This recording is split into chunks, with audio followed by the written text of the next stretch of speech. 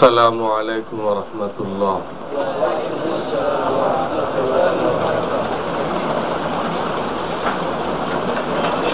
الحمد لله وكفى وسلام على عباده الذين اصطفى أما بعد.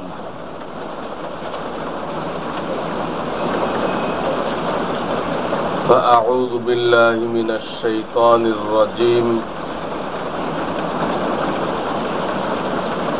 بسم الله الرحمن الرحيم.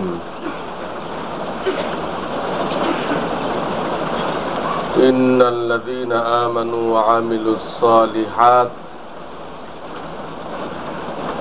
كانت لهم جنات الفردوس نزلا. وقال رسول الله صلى الله عليه وسلم: لا تزال طائفة من أمتي منصورين على الحق لا يضرهم من خالفهم حتى يأتي أمر الله. صدق الله العلي العظيم وصدق رسوله النبي الكريم.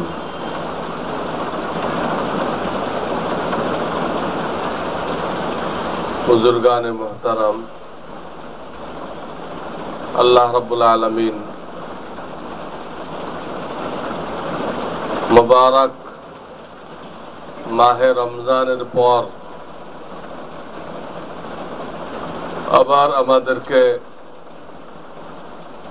মজলিসে দাওয়াতুল হকের এই মাহানা ইজতেমার মধ্যে শরীক হওয়ার তৌফিক দান করেছেন। আলহামদুলিল্লাহ। রমজান শরীফে এই ইজতেমা বন্ধ থাকে, তখন দাওয়াতুল হকের অন্য কার্যক্রম চলে। এখানে রমজান শরীফে দাওয়াতুল হক বন্ধ থাকে না। তরিকে কার, আমরা বলি সিস্টেম, এখন তো ইংরেজি না বললে বুঝে আসে না। রিক্সাওয়ালাকে বিশ্ববিদ্যালয়ে বললে আপনাকে নিতে পারবে না। তরিকে কার এর মধ্যে পরিবর্তন হয়। 11 মাস এই ইজতেমা হয়, আর রমজান মাসে সারা বাংলাদেশ থেকে ওলামায়ে কেরাম এখানে আসেন। তাদেরকে এই কাজ শেখানো হয়।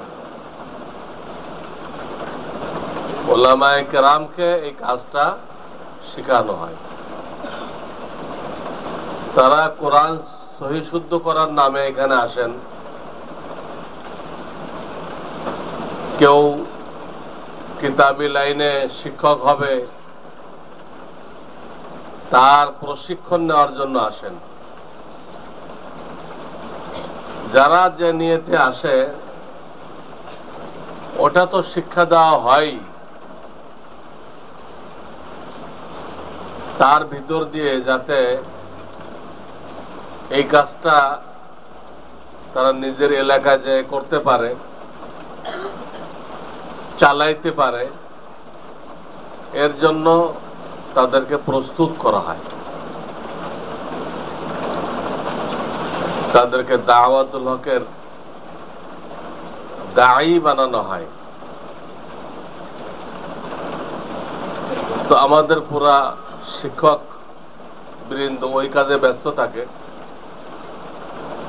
এই জন্য এইটা তখন স্থগিত থাকে। আলহামদুলিল্লাহ, এখন আবার নতুন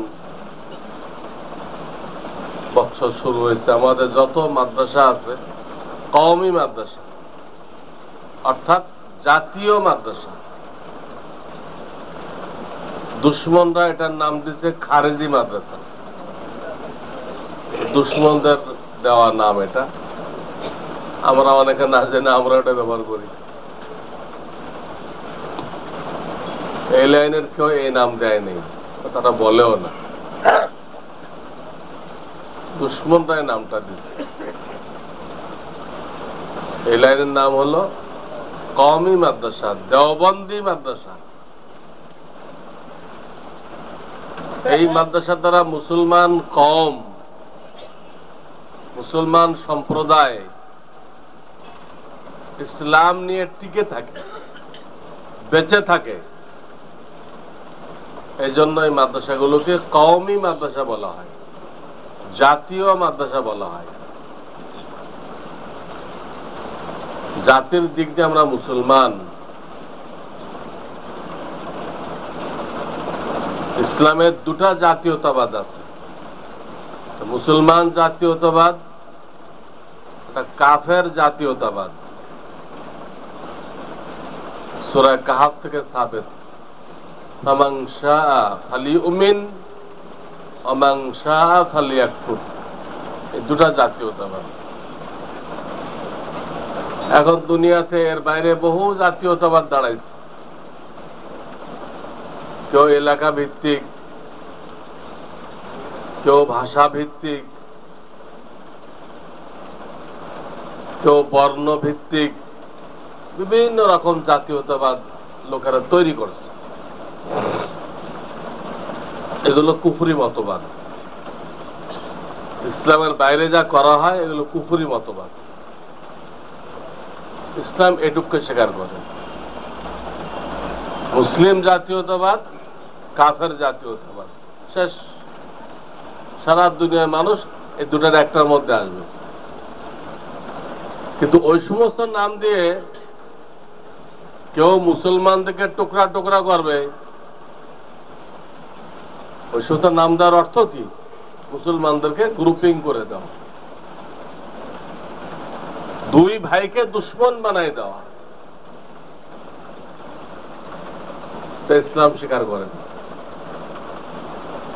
ইসলাম সারা দুনিয়ার মুসলমানকে এক জায়গায় করে দিচ্ছে। তোমার ভাই কালেমা পড়ছে, তোমার ভাই। আর পশ্চিমা গণতন্ত্র দুই ভাইয়ের মধ্যে শত্রুতা পয়দা করে দিচ্ছে। ইসলাম আপনি তাকে চিনেন না, জানেন না, ভাষা মিল নেই, খালি এতটুক জানতে পারলেন যে এই লোকটা কলেমা পড়ছে। জানার সাথে সাথে তার জন্য আপনার মহাব্বত, সব ধরনের কুরবানি, তাকে সহযোগিতা করা, এর মানসিকতা আপনার দিলের মধ্যে উতলে উঠবে। এলা মুসলমান, আমার ভাই। আল্লাহ তাআলা কোরআনে একে আমার ভাই ঘোষণা করছেন, ইন্নামাল মুমিনুনা ইখওয়া ফাসলিহু বাইনা আখাওয়াইকুম। এল ইসলাম। আর পশ্চিমা গণতন্ত্র একই মায়ের পেটের দুই ভাই, দেখা যাচ্ছে যে একজন আরেকজনের দুশ্মন হয়ে গেছে। একই দেশের মানুষ একজন আরেকজনকে দুশ্মন ঘোষণা করতেছে, আমার দুশ্মন, শত্রু। তাহলে আল্লাহ রসুল কি শিখাই দিয়ে গেল, আর তার উম্মত দাবি করে আমরা কোনটা করতেছি? কিভাবে রসুলের শাফাত আমরা আশা করি? তিনি বলেন সব মুসলমান ভাই ভাই। আমরা বললাম ওর সাথে আমার পার্টির মিল নেই, ও আমার দুশ্মন। তো রসুলের সাথে সংঘর্ষ করা হবে। এই জন্য এটা কুফরি মতবাদ। ইসলাম মানুষকে মিলায়। যত মিল মোহাব্বত হবে তত ইসলাম জিন্দা হবে। আর যত মারামারি, কাটাকাটি, ফিতনা ফাসাদ হবে, মানুষ খুন হইতে থাকবে, তত পশ্চিমা গণতন্ত্র চর্চা হবে, জিন্দা হবে। খুন খারাপি যত বেশি হবে, তারা চোরের হাত কাটাকে বর্বরতা বলে। একটা চোরের হাত কেটে দিলে চুরি বন্ধ হয়ে গেল। একটা ডাকাতকে ফাঁসি দিলে ডাকাতি বন্ধ হয়ে যাবে, একটা জেনাকারীকে সঙ্গে সার করলে, পাথর মারলে জেনা বন্ধ হয়ে যাবে। আল্লাহর আইনের মধ্যে এই পাওয়ার আছে। তারা এগুলোর নাম দিচ্ছে বর্বরতা। এগুলোকে বর্বরতা বলার সাথে সাথে একটা লোক বেঈমান হয়ে যায়, কাফের হয়ে যায়। আল্লাহ যেটা বললো যেটা আমার আইন, আল্লাহর আইনকে বর্বরতা বলা, সে বেঈমান হয়ে যায়। একদিকে বেঈমান হয়ে গেল, আর একদিকে পশ্চিমা গণতন্ত্রের আওতায় যে আইন, তাতে জীবনেও চুরি বন্ধ হবে না, ডাকাতি বন্ধ হবে না, জিনা ব্যভিচার বন্ধ হবে না, সুদ ঘুষ বন্ধ হবে না, আর বাড়তেই থাকবে। হাজারো লাখ লোক ক্ষতিগ্রস্ত হবে, খুন হয়ে যাবে, এটা কোনো অসুবিধা নেই। লাখো লোক মরতেছে, খুন হয়ে যেতেছে, এটা তারা কোনো সমস্যা মনে করে না। একটা চোরের হাত কাটবে, এটা সমস্যা। একটা ডাকাতকে ফাঁসি দিবে একদম জুমার নামাজের পরে চৌরাস্তার মধ্যে, গোপনে দিলে হবে না। সূরা নূরের মধ্যে আছে, ওয়ালিয়াশহাদ আযাবাহুমা তায়ফাতুম মিনাল মুমিনিন।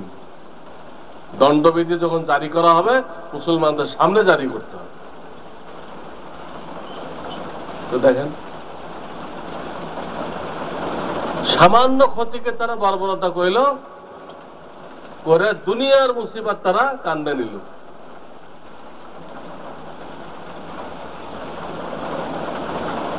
যারা এই গণতন্ত্রের ধারক বাহক,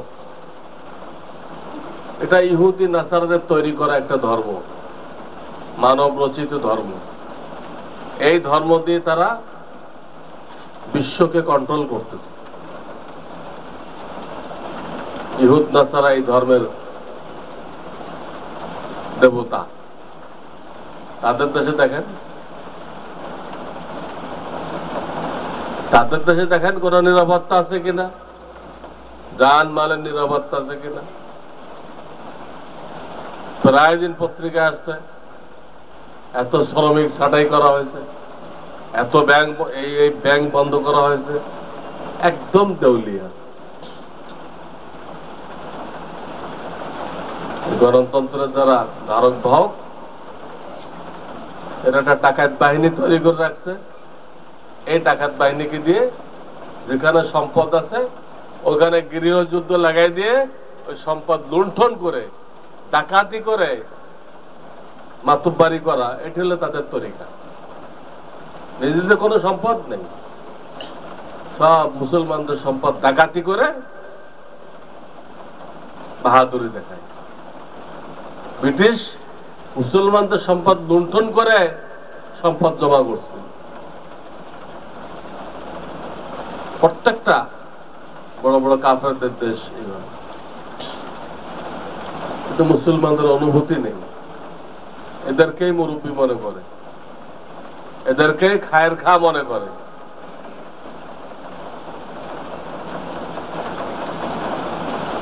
এটা দুর্ভাগ্য আমাদের।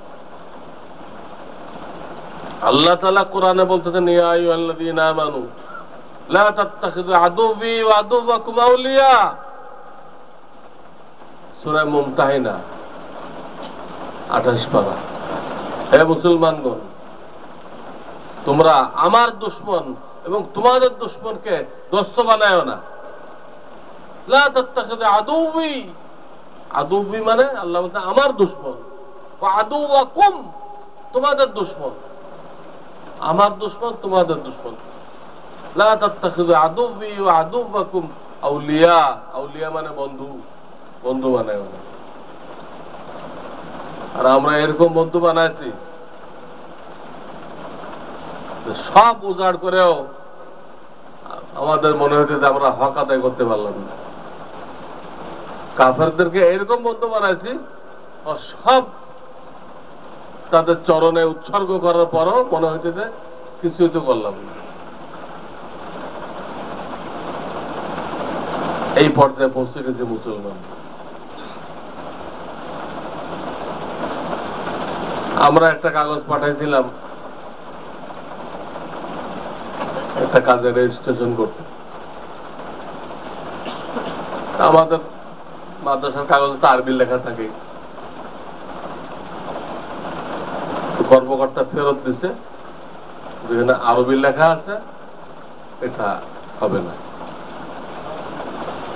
আরবি লেখা এটা রেজিস্ট্রেশন হবে না। তাহলে আপনি আন্দাজ করতে পারেন কি পরিমাণ, নাম কিন্তু মুসলমান, এই মুসলমানগুলো কি পরিমাণ নাস্তিক মুরতাদ। আদম শুমারিতে এরা মুসলমান, আদম শুমারিতে পাসপোর্টে, কিন্তু বাস্তবে এরা আল্লাহর দুশমন।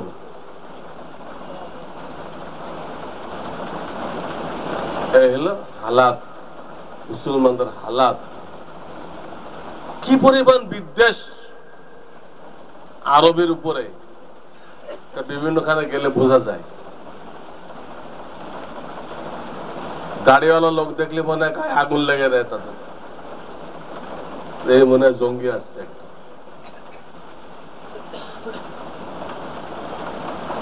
জঙ্গি আতঙ্কই মরে গেল। আল্লাহ তাআলা হেফাজত করুক। এটা আমাদেরই দুর্বলতা, আমরা দ্বীনের দাওয়াতের কাজ যেভাবে করার দরকার ছিল সেভাবে করি নাই। তা না হলে মুসলমানদের দেশ এত নাস্তিক কোত্থেকে আসলো? এই নাস্তিকগুলো তো আসমানতে নাজেল হয়নি। এটা আমাদের দ্বীনি দাওয়াত, দ্বীনি তালিমের অভাবে স্কুল কলেজগুলো ইসলামী শিক্ষা থেকে খালি হওয়ার কারণে এত নাস্তিক পয়দা হয়েছে, তসলিমা নাসরিন পয়দা হয়েছে। তসলিমা নাসরিন একাই কি পয়দা হয়েছে? কোটি কোটি মহিলা এই তসলিমা নাসরিন, তারা বলতেছে না, বললে মৌলবাদীরা চিল্লাচিল্লি করবে, বলতেছে না, কিন্তু হয়ে আছে তসলিমা নাসরিন, তার সিরিয়াস হয়ে আছে। এই জন্য আল্লাহর আযাব গজব লেগে আছে আমাদের উপর, একটার পর একটা আযাব গজব লেগে আছে। এবার তো এত বৃষ্টি হয়েছে যেটা বাকায়দা গজব, বিভিন্ন এলাকায় 2-3বার ফসল লাগাইছে, সব আবার বৃষ্টি হয়ে পচে শেষ। গজব। হযরত মূসা আলাইহিস সালাম জিজ্ঞেস করছিলেন, ইয়া রাব্বাল আলামিন, আপনি বান্দার উপরে খুশি আছেন কিনা, তো বুঝার কোন আলামত আছে কিনা? তো আল্লাহ তাআলা ওহী পাঠালেন, হ্যাঁ আলামত আছে।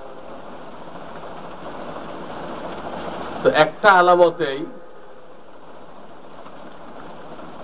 যে আমি প্রয়োজন মাফিক বৃষ্টি দান করব, যেটুকু তোমাদের দরকার, তো কমও দেব না বেশিও দেব না।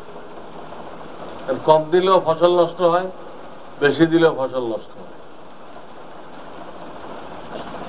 প্রয়োজন মাফিক বৃষ্টি দিব, এবং সেটা তখন দিব যখন তোমরা রাত্রে ঘুমায় থাকো, তখন আমি বৃষ্টি দিয়ে দেব। দিনে তোমাদের কাম কাজে কোনো সমস্যা হবে না। এটা আমার সন্তুষ্টির আলামত, আমি বান্দাদের উপরে খুশি আছি। এই হাদিস দ্বারা আমরা মিলাই, তো দেখা যাবে যে আল্লাহ প্রয়োজন থেকে বেশি দিচ্ছেন। কেন বেশি দিচ্ছেন? সব আমাদের বদামল। যহরাল ফাসাদু ফিল বাররি ওয়াল বাহর বিমা কাসাবাত আইদিন নাস। তোমরা যত বিশৃঙ্খলা দেখতেছ, সমস্যা দেখতেছ, সব তোমাদের হাতের কামাই, তোমাদের কর্মফল। আল্লাহ তাআলা কোরআনে বলে দিচ্ছে তোমাদের কর্মফলে।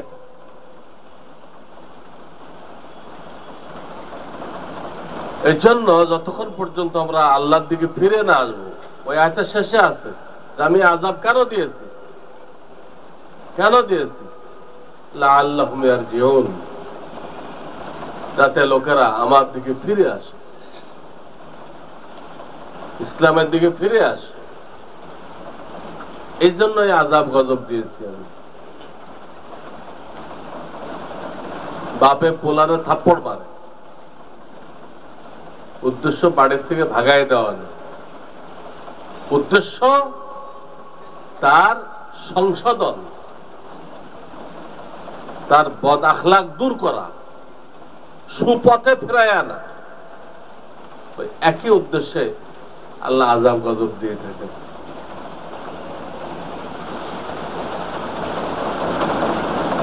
কাজে আমাদের আল্লাহ যাদেরকে দ্বীন নসিব করছে, আল্লাহ যাদেরকে নামাজি বানাইছে, তারা নিজেরা নামাজ পড়বে এটা যথেষ্ট না। তারা অন্যকে নামাজের দাওয়াত দিবে, ঈমানের দাওয়াত দিবে,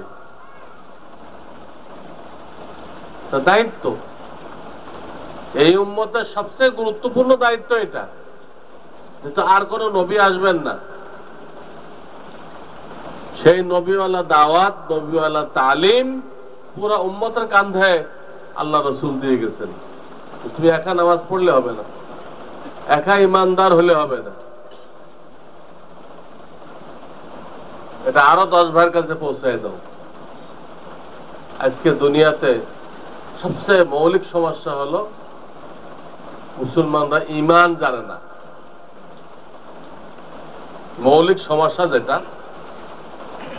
সেটা এইটা, ঈমান কাকে বলে? আমরা মনে করছি যে এই লোকটা তখন নামাজ পড়ে, এই লোকটা মুমিন, এই লোকটা তাহাজ্জুদ পড়ে, মুমিন, এই লোকটা হজ উমরা করে, মুমিন। এগুলো আমাদের ধারণা। এই ধারণাটা ভুল। আল্লাহ রসুলের সময় অনেক মুনাফিক ছিল, তারা তাহাজ্জুদও পড়ত, জিহাদেও যাইত, হজ উমরাও করত, কিন্তু তারা সব মুনাফিক ছিল। তাদের দুষ্কর্মগুলো আল্লাহ তাআলা সূরা তাওবার মধ্যে 10 পারা খুলে খুলে আল্লাহ বয়ান করছে। খুব ভালো নামাজ পড়তো তারা, নামাজ পড়ার পরও আল্লাহ তাদেরকে মুমিন স্বীকৃতি দেয় নাই। ومن الناس من يقول آمنا بالله وباليوم الآخر وما هم بمؤمنين। সূরাতুল বাকারা 2য় পৃষ্ঠা, সূরাতুল বাকারা 2য় পৃষ্ঠা। আল্লাহ বলতে অনেক লোক পাইবা যারা আমার উপর ঈমান আনবে, কিয়ামতের উপর ঈমান আনবে, সব কিছু করবে তারা, কিন্তু শুনে রাখো ওমা হুম বিমুমিনিন, যারা মুমিন না। আপনাদের ঘরে তাফসীর আছে, আপনাদের ঘরে অনেকের ঘরে তাফসীর আছে, আপনি আয়াত দেখেন, তারা কালেমা পড়তেছে, নামাজ পড়তেছে, সবকিছু করতেছে, আল্লাহ বলতেছে ওমা হুম বিমুমিনিন, তারা মুমিন না। এই জায়গায় আমাদের গলতি। উনি নামাজ পড়ছে, কপালে দাগ পড়ে গেছে, তাহলে মুমিন হবে না কেন? অথচ নামাজ পড়ার নামে ঈমান না, হজ করার নামে ঈমান না। ঈমান তো আলাদা জিনিস, ওটা তো শিখতে হবে, ওটার জন্য মেহনত করতে হবে, ওটা কলবের জিনিস, কলব। নামাজ, রোজা, হজ, যাকাত, কোরআন তেলাওয়াত এগুলো হাত পায়ের কাজ, আর ঈমানটা টোটাল কলবের কাজ। ইবাদত বন্দেগী হাত পায়ের কাজ, আর ঈমান কলবের কাজ। ঈমান থাকলে এর বহিঃপ্রকাশ ঘটবেই, তার হাত পাও দিয়ে নামাজ রোজা এগুলো প্রকাশ পাবে। ঈমান থাকলে এগুলো প্রকাশ পাবে। কিন্তু এইগুলো থাকলেই যে তার ভিতরে ঈমান আছে এটা প্রমাণ হবে না। এই কথাগুলো বোঝা খুবই জরুরি। তা নাহলে তো আমাদের নিজেদেরও ঈমান গলত হয়ে যেতে পারে। আর হাসরের ময়দানে যদি কারো ঈমান গলত হয়ে যায়, এই লোকটার বেহেশতে যাওয়ার কোনো সুরত নেই। কোন নবী রাসূল, কোন আলেম ওলামা, কোন শহীদ বা কোরআন এই টাইপের লোকের জন্য সুপারিশ করবে না, ঈমান গলত হয়ে যায়। এই জন্য আমি ঈমানের কথাগুলো বেশি বলে থাকি।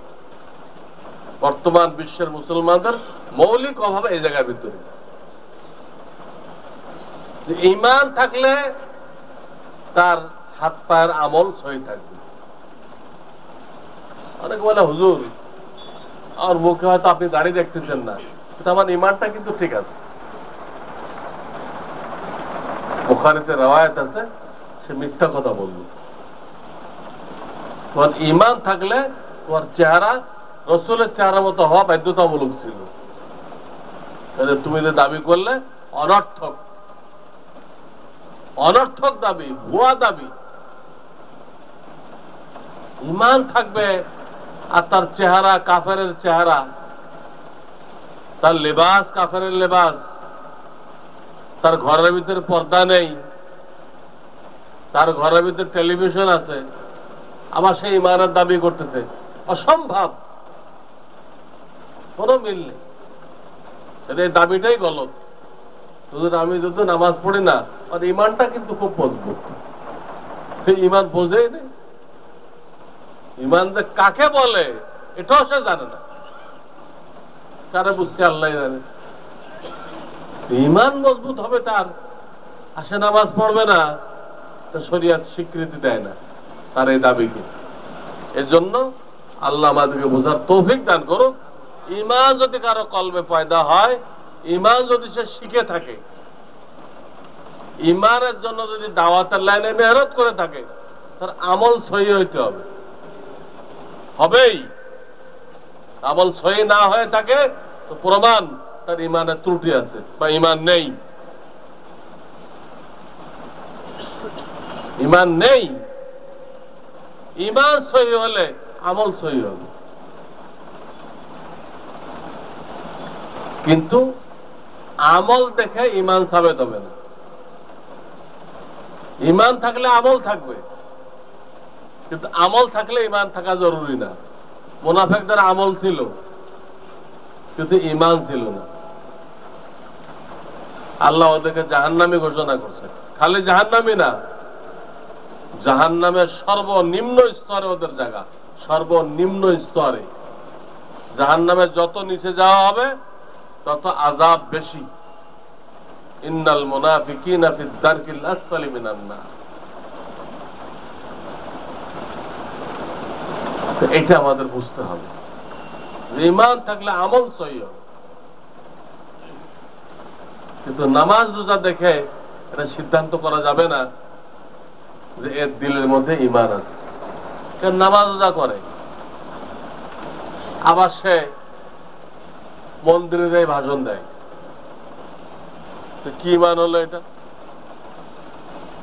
নামাজ রোজা করে, জুমার দিন নামাজে আসে, আর মন্দিরে যাই ভাষণ দিচ্ছে। আবার সে দুর্গা আসার অপেক্ষা করতেছে, যে এই মুহূর্তে দুর্গা আসার খুব দরকার। কেন? দুর্গা হলো শান্তির প্রতীক। পুরা বেইমানি করে, অথচ তার নামাজ পড়তে পড়তে কপালে দাগ পড়ে গেছে। নামাজ পড়তে পড়তে কপালে দাগ পড়ে গেছে, উনি দুর্গা আসার অপেক্ষা করতেছে। কত বড় বেইমান! দাগ পড়ে গেছে। উনি এক পীরের মুরিদ, যে পীরও ভণ্ড পীর আর কি। এই ভণ্ড পীরের মুরিদ দাগ পড়ে গেছে, দুর্গার অপেক্ষা করছে।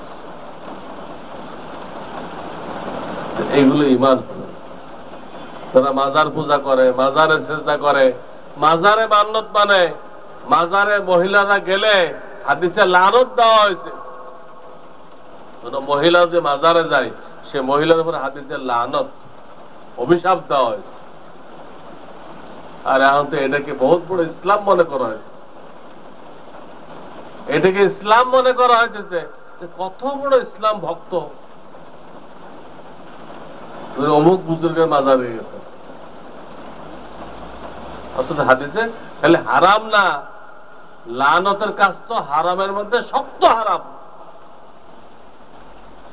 এইগুলো আমাদের সমাজে ইসলামের নামে চলতেছে।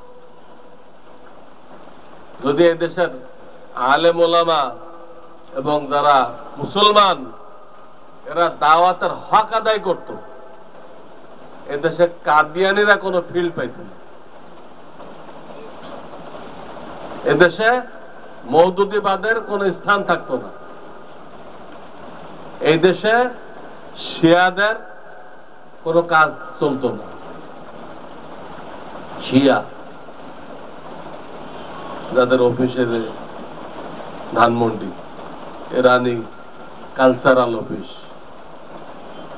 তারা পত্রিকা বের করতেছে এই দেশে, হাজারো লোক সেই পত্রিকার গ্রাহক, নিউজ লেটার। কাদিয়ানি, শিয়া, মওদুদি, আগাখানি ইসলামের বাইরে। ইমানই মেহনত না থাকায় এরা ময়দান খালি পাইছে, এরা এসে মানুষকে বেঈমান বানায়। এই জন্য আমাদের দায়িত্ব নিজের ইমানকে সহি করা আর অন্য ভাইকে ইমান সহি করার জন্য দাওয়াত দেওয়া। আগে তো এই বিষয়ে কিতাব ছিল না, বহুত কম। আল্লাহ তাআলা এই বিষয়ের উপরে আমাকে একখানা কিতাব লেখার তৌফিক দিয়েছেন, কিতাবুল ঈমান। এটা আমরা নিজেরা ঘরে ঘরে তালিম করি, এটা বন্ধু বান্ধবকে উপহার দেই। ঈমান সহি হয়ে গেলে বহুত বড় দৌলত। ঈমানের সর্বশেষ স্তর যাররা বরাবর বিশ্বাস যদি থাকে, ঈমানি বিষয়গুলোর উপরে যাররা বরাবর বিশ্বাস আছে, সর্বনিম্ন বিশ্বাস আছে, এই লোকটাও বেহেশতে যাবে এবং তাকে এই দুনিয়ার সমান 11 গুণ বড় জান্নাত দেওয়া হবে। কিন্তু এই বিষয়গুলোর ব্যাপারে যদি সন্দেহ থাকে, আপত্তি থাকে, তো তার নামাজ, রোজা, হজ, যাকাত, দান, খয়রাত সব বাটি, সব বাটি, চিরজীবন জাহান্নামে থাকতে হবে। এই জন্য ইসলামে এর থেকে গুরুত্বপূর্ণ আর কিছু নেই। এমনি তো আমি বারবার বলে থাকি যে 5টা জিনিসের নাম ঈমান, 5টা জিনিসের নাম কমপ্লিট ইসলাম। ঈমান ঠিক করা, ইবাদত বন্দেগী সহিভাবে করা, নামাজ, রোজা, হজ, যাকাত, কোরআন তেলাওয়াত, রিজিক হালাল রাখা, যে যে লাইনে রিজিক উপার্জন করতেছে তা হালাল হইতে হবে। 4 নম্বর বান্দার হক, মানবাধিকার, বাপ মায়ের কি হক, বিবি বাচ্চার কি হক, ভাই বেরাদারের কি হক, পাড়া প্রতিবেশীর কি হক, কাফের মুশরিকের কি হক, জীব জন্তুর কি হক। 4 নম্বর, জীব জন্তুকে কষ্ট দিয়েও বেঁচতে যাওয়া যাবে না। বিড়ালকে না খাওয়াই মারছে, হাদিসে আসছে জাহান্নামে চলে গেল। আল্লাহ রসুল মেরাজে সেই লোক দেখে আসে, বিড়ালকে না খাওয়াই মারার জন্য জাহান্নামে গেছে।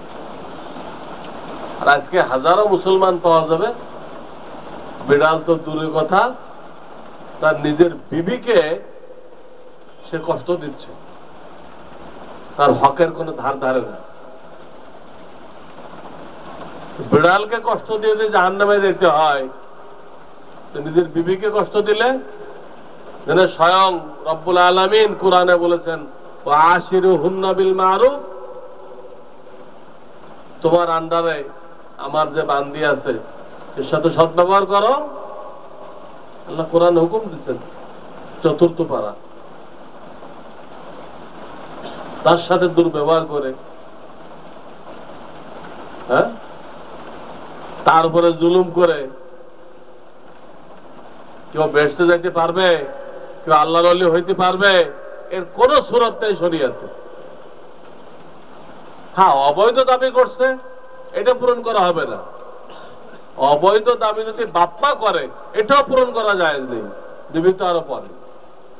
এটা বলা হইতেছে, বলা হইতেছে তার খরচ দিতে হবে, তার মানবিক চাহিদা পূরণ করতে হবে, তার সুখ দুঃখের খবর নিতে হবে। তো অনেকে এগুলো ধার ধারে না। আবার সে পয়লা কাতারে নামাজ পড়ে, সে নামাজ কোনোদিন কবুল হবে? আল্লাহ তো 21 পারায় বলে রাখছেন তোমাদের বিবিদের সাথে সুন্দর ব্যবহার করো, আমি তোমার আমলে ত্রুটি থাকলে ওই ত্রুটিপূর্ণ ইবাদতকেও কবুল করে নেব। কেন? তুমি আমার বান্দির সাথে সদ্ব্যবহার করছো,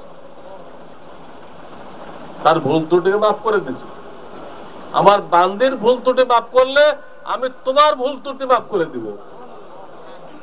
ওই আয়াত, ইয়া আইয়ুহাল্লাযীনা আমানুত্তাকুল্লাহ আকুলু কাওলান সাদীদা ইউসলিহ লাকুম আ'মালাকুম ওয়া ইয়াগফির লাকুম যুনুবাকুম ওয়া মান ইউতি'ইল্লাহা ওয়া রাসূলাহু ফাকাদ ফাযা ফাওজান আযীমা। এই আয়াতেই কথা বলা হয়েছে। এটা 4 নম্বর, মানবাধিকার, বান্দার হক, বাপ মায়ের হক, 4 নম্বর। 5 নম্বর হলো নিজের দিলের চিকিৎসা করা, অন্তরের চিকিৎসা করা। হ্যাঁ, হার্টের চিকিৎসা করতে হবে। এই দুনিয়ার হার্টের ডাক্তারের দ্বারা না, রুহানি ডাক্তার দ্বারা। রুহানি ডাক্তারদের কাছে দিলের মধ্যে যে রোগ আছে চিকিৎসা করতে হবে। 10টা রোগ আছে, 10টা রোগ আছে, চিকিৎসা করা ফরজ আইন। শরীরের রোগের চিকিৎসা করা সুন্নাত। এই 5টা জিনিস নিজের ভিতরে আনতে হবে। এই 5টা জিনিসের দাওয়াত অন্য ভাইয়ের কাছে পৌঁছাই দিতে হবে। এটাই সূরা আল আসরের সারমর্ম। সূরা আল আসরের সারমর্ম।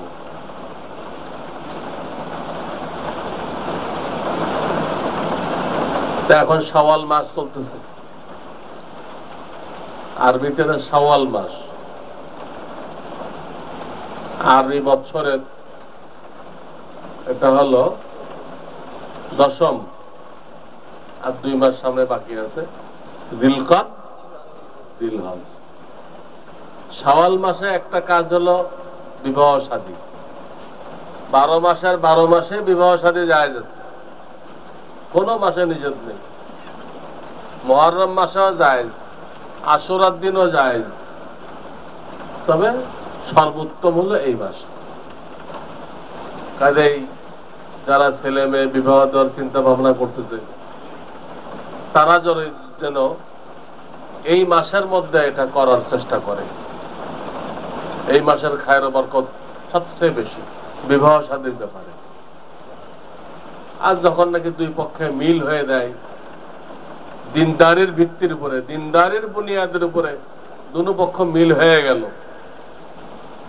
দেরি করা শরীয়তে ঠিক না। আমার দেশে সব ফাইনাল হয়ে গেছে, তবুও 3 মাস টাইম নেবে। জাহেলিয়াত। এতে ওই ছেলে পেলে, ছেলে মেয়ে তারা মনে করে কি বিয়ে তো হয়ে গেছে, আমাদের দিন যে ধার্য হয়ে গেছে, আর ওরা মনে করতে যে বিয়ে হয়ে গেছে, আর সমানে টেলিফোনে কথা বলছে। আর অনেক জায়গায় তো তারা ঘুরতে বেরোয়েছে, বিয়ে হয়ে গেছে। আর কিসের বিয়ে হয়েছে? বিয়ের ডেটটা হয়েছে।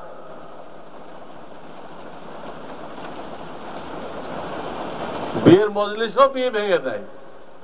ওই ডেটে হওয়ার নিশ্চয়তা কি যদি প্যাঁচ লেগে দেয়? এই জন্য দিনদারের ভিত্তিতে এটা ফেসলা করতে হবে এবং দ্রুত শেষ করতে হবে। মিল হয়ে গেল, দিনদারি মিল, শিক্ষা দীক্ষা বিভিন্ন সাইড মিল, দেরি করার দরকার। এটা ইসলাম। ভিত্তি হইতে পারে দিনদারি। আর আল্লাহ এখানে মেয়েকে অধিকার দিচ্ছে, তার অভিভাবককে অধিকার দিচ্ছে, তোমরা মিলে ঝুলে কাজটা করো। একজনকে দেয়নি।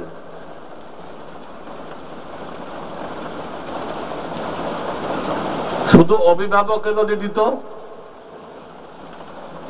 তো দেখা যেত হয়তো এমন জায়গায় বিয়ে দিতে যে ছেলের সাথে ওই মেয়ের মনের মিল নেই, মেয়ে ওই ছেলেকে পছন্দ করতেছে না, কিন্তু অভিভাবক বাপ মা দুনিয়াবি করে স্বার্থে জবরদস্তি ওখানে দিয়ে দিত। শুধু অভিভাবককে পাওয়ার দিলে এই হইত, তাদের যেখানে সুবিধা হইতো, স্বার্থ উদ্ধার হইতো, মেয়েকে ওখানে জবরদস্তি দিত। মেয়ের ওখানে মিল নেই, ওই ছেলে পছন্দ হয় নাই, সে সংসার করতে পারত না, সারা জীবন মুসিবত হইত। এটা শুধু অভিভাবককে দেয়। আবার শুধু মেয়েকেও দেয় নেই। শুধু মেয়েকে দিলে সে এক জায়গায় পছন্দ করে যাইত। মেয়েরা তো খুব সাদা সিধা হয়, যা শোনে বিশ্বাস করে। তো ওই ছেলের গাল গল্প শুনে ওর সাথে বিয়ে বসতে রাজি হয়ে যেত, যে দেখে সব ভুয়া আর একটা লম্প। সে স্ত্রীর কোনো হক আদায় করতে রাজি নেই, স্ত্রীকে দিয়ে সম্পদ আদায় করার খালি চেষ্টা। শুধু মেয়েদেরকে অধিকার দিলে মেয়েরা এইভাবে বিপদে পড়ত। গেছে পছন্দ করে, যায় থেকে সব উল্টা। তখন ওই মেয়েটা কি করত? মেয়ের এই ক্ষমতা নেই যে স্বামীর থেকে হক উসুল করবে, এই ক্ষমতা নেই। এই জন্য আল্লাহ গার্জিয়ানকে লাগাইছে। যদি এরকম বিপদে পড়ে তখন মেয়ে তার অভিভাবককে বলতে পারবে, আব্বা চাচা আপনি তো দেখে শুনে দিয়েছিলেন, অবস্থাতেই। তখন তারা আবার যায় ওই ছেলেকে চার্জ করতে পারবে, কি ভাই এরকম কেন করতেছেন? আল্লাহ কোরআনে বলছেন রাখলে ভালোভাবে রাখতে হবে, না হয় ভালোভাবে বিদায় করতে হবে। রেখে কষ্ট দিবে এটা আল্লাহ তাআলা অনুমতি দেয়নি। কোরআন আয়াত ইমসাকুম বিমারুফ, রাখলে সুন্দরভাবে রাখো, তার হক আদায় করে রাখো। আও তাসরিহুম বিইহসান, আর না পারো সুন্দরভাবে রাখতে, সুন্দরভাবে বিদায় করে দাও। রেখে জুলুম করো না, কষ্ট দিও না। অভিভাবক নিয়ে যদি কাজটা করে তাহলে মেয়ে বিপদে পড়লে, স্বামী হক আদায় না করলে অভিভাবকের সাহায্য নিতে পারবে। এই জন্য আল্লাহর বিধান এই যে মেয়েরা অভিভাবক নিয়ে বিয়ের ব্যাপারে আগাবে।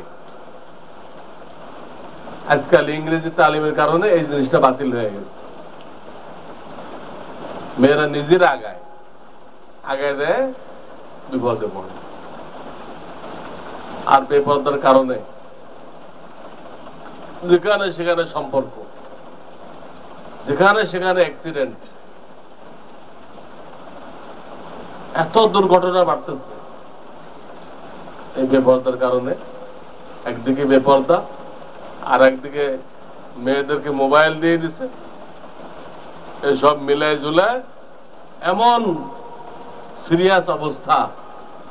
আমার কাছে ফোনে লোকেরা মাসলা জিজ্ঞেস করে, এর দ্বারা সমাজের চিত্র আমার কাছে ফুটে ওঠে। বিয়ে হয়ে গেছে, ওই যে ভেগে চলে গেছে আর এক ছেলের সাথে, কালকেও ফোন আছে, এই বেটা কয়েক লাখ টাকার গয়না দিচ্ছে, এটা কি হবে? এটা এক রাত্রের জন্য দেয় নাই। ইসলামে বিবাহ মানে কি? সারা জীবনের সঙ্গিনী, খালি জীবনে না, বেহেশতেরও সঙ্গিনী। ইসলামে কোনো পার্ট টাইম বিবাহ নেই, সারা জীবনের জন্য। একটা মেয়ে থেকে তখন সে ফায়দা নিতে পারবে যখন তার জীবনের দায়িত্ব গ্রহণ করবে। দায়িত্ব গ্রহণ ছাড়া তার থেকে কোন রকম ফায়দা নেওয়া হারাম। আজকাল স্কুল কলেজের পোলাপান অহরহ এই ধরনের অপরাধ করে দিতে। মাঝখানে খবর আসলো ময়মনসিংহ এগ্রিকালচার বিশ্ববিদ্যালয়ের যুবক যুবতীরা দুর্ঘটনা ঘটাইছে। কোন স্যারে তাদের একটু রাগটাক করছে, এটা পিটায় একদম শোয়ে রাখছে। পরে বাকি শিক্ষকরা আবার মৌন মিছিল বের করছে, ছাত্ররা সবগুলো ঘেরাও করে পিটায় রাস্তা শোয়ে রাখছে। সব স্যারগুলো মৌন মিছিল করতেছিল। দেখেন, ব্রিটিশ সিলেবাসে উস্তাদ ছাত্রের সম্পর্ক দেখেন, সব ছাত্ররা মিলে সব স্যারের ঘেরাও করছে। আমাদের প্রেম প্রীতিতে কোনো বাধা দেওয়া যাবে না, এটা আমাদের অধিকার।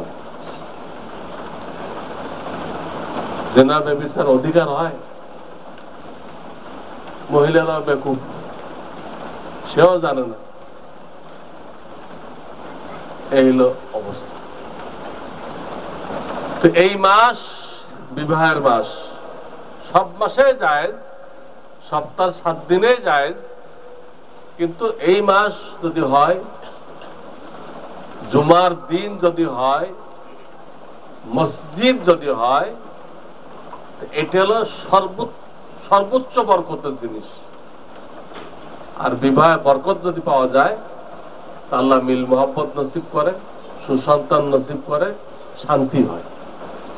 এই জন্য যারা পারে এই মাসের মধ্যে করুক, শুক্রবারে করুক, জুমার ঘরে করুক। 3টা মিলাইতে পারলে সবচেয়ে ভালো। 3টা না পারে 2টা, 2টা না পারে 1টা, 3টা তো শাওয়াল মাস, শুক্রবারের দিন, জুমার ঘর। এক আল্লাহর বান্দা কোনটাই মিলাইতে পারলো না, সে সফরে চলে যাবে। তো ঠিক আছে, অন্তত আল্লাহর ঘরে হোক, তো মাসও লাগবে না, দিনও লাগবে না, মানে সুন্নতের গণ্ডির মধ্যে থাকুক।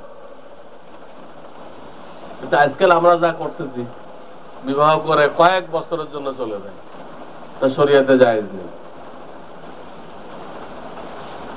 স্ত্রী যদি তার নিজের ইজ্জতের হেফাজতের দায়িত্ব নেয়, তাহলে কিছুদিনের জন্য জায়েজ আছে।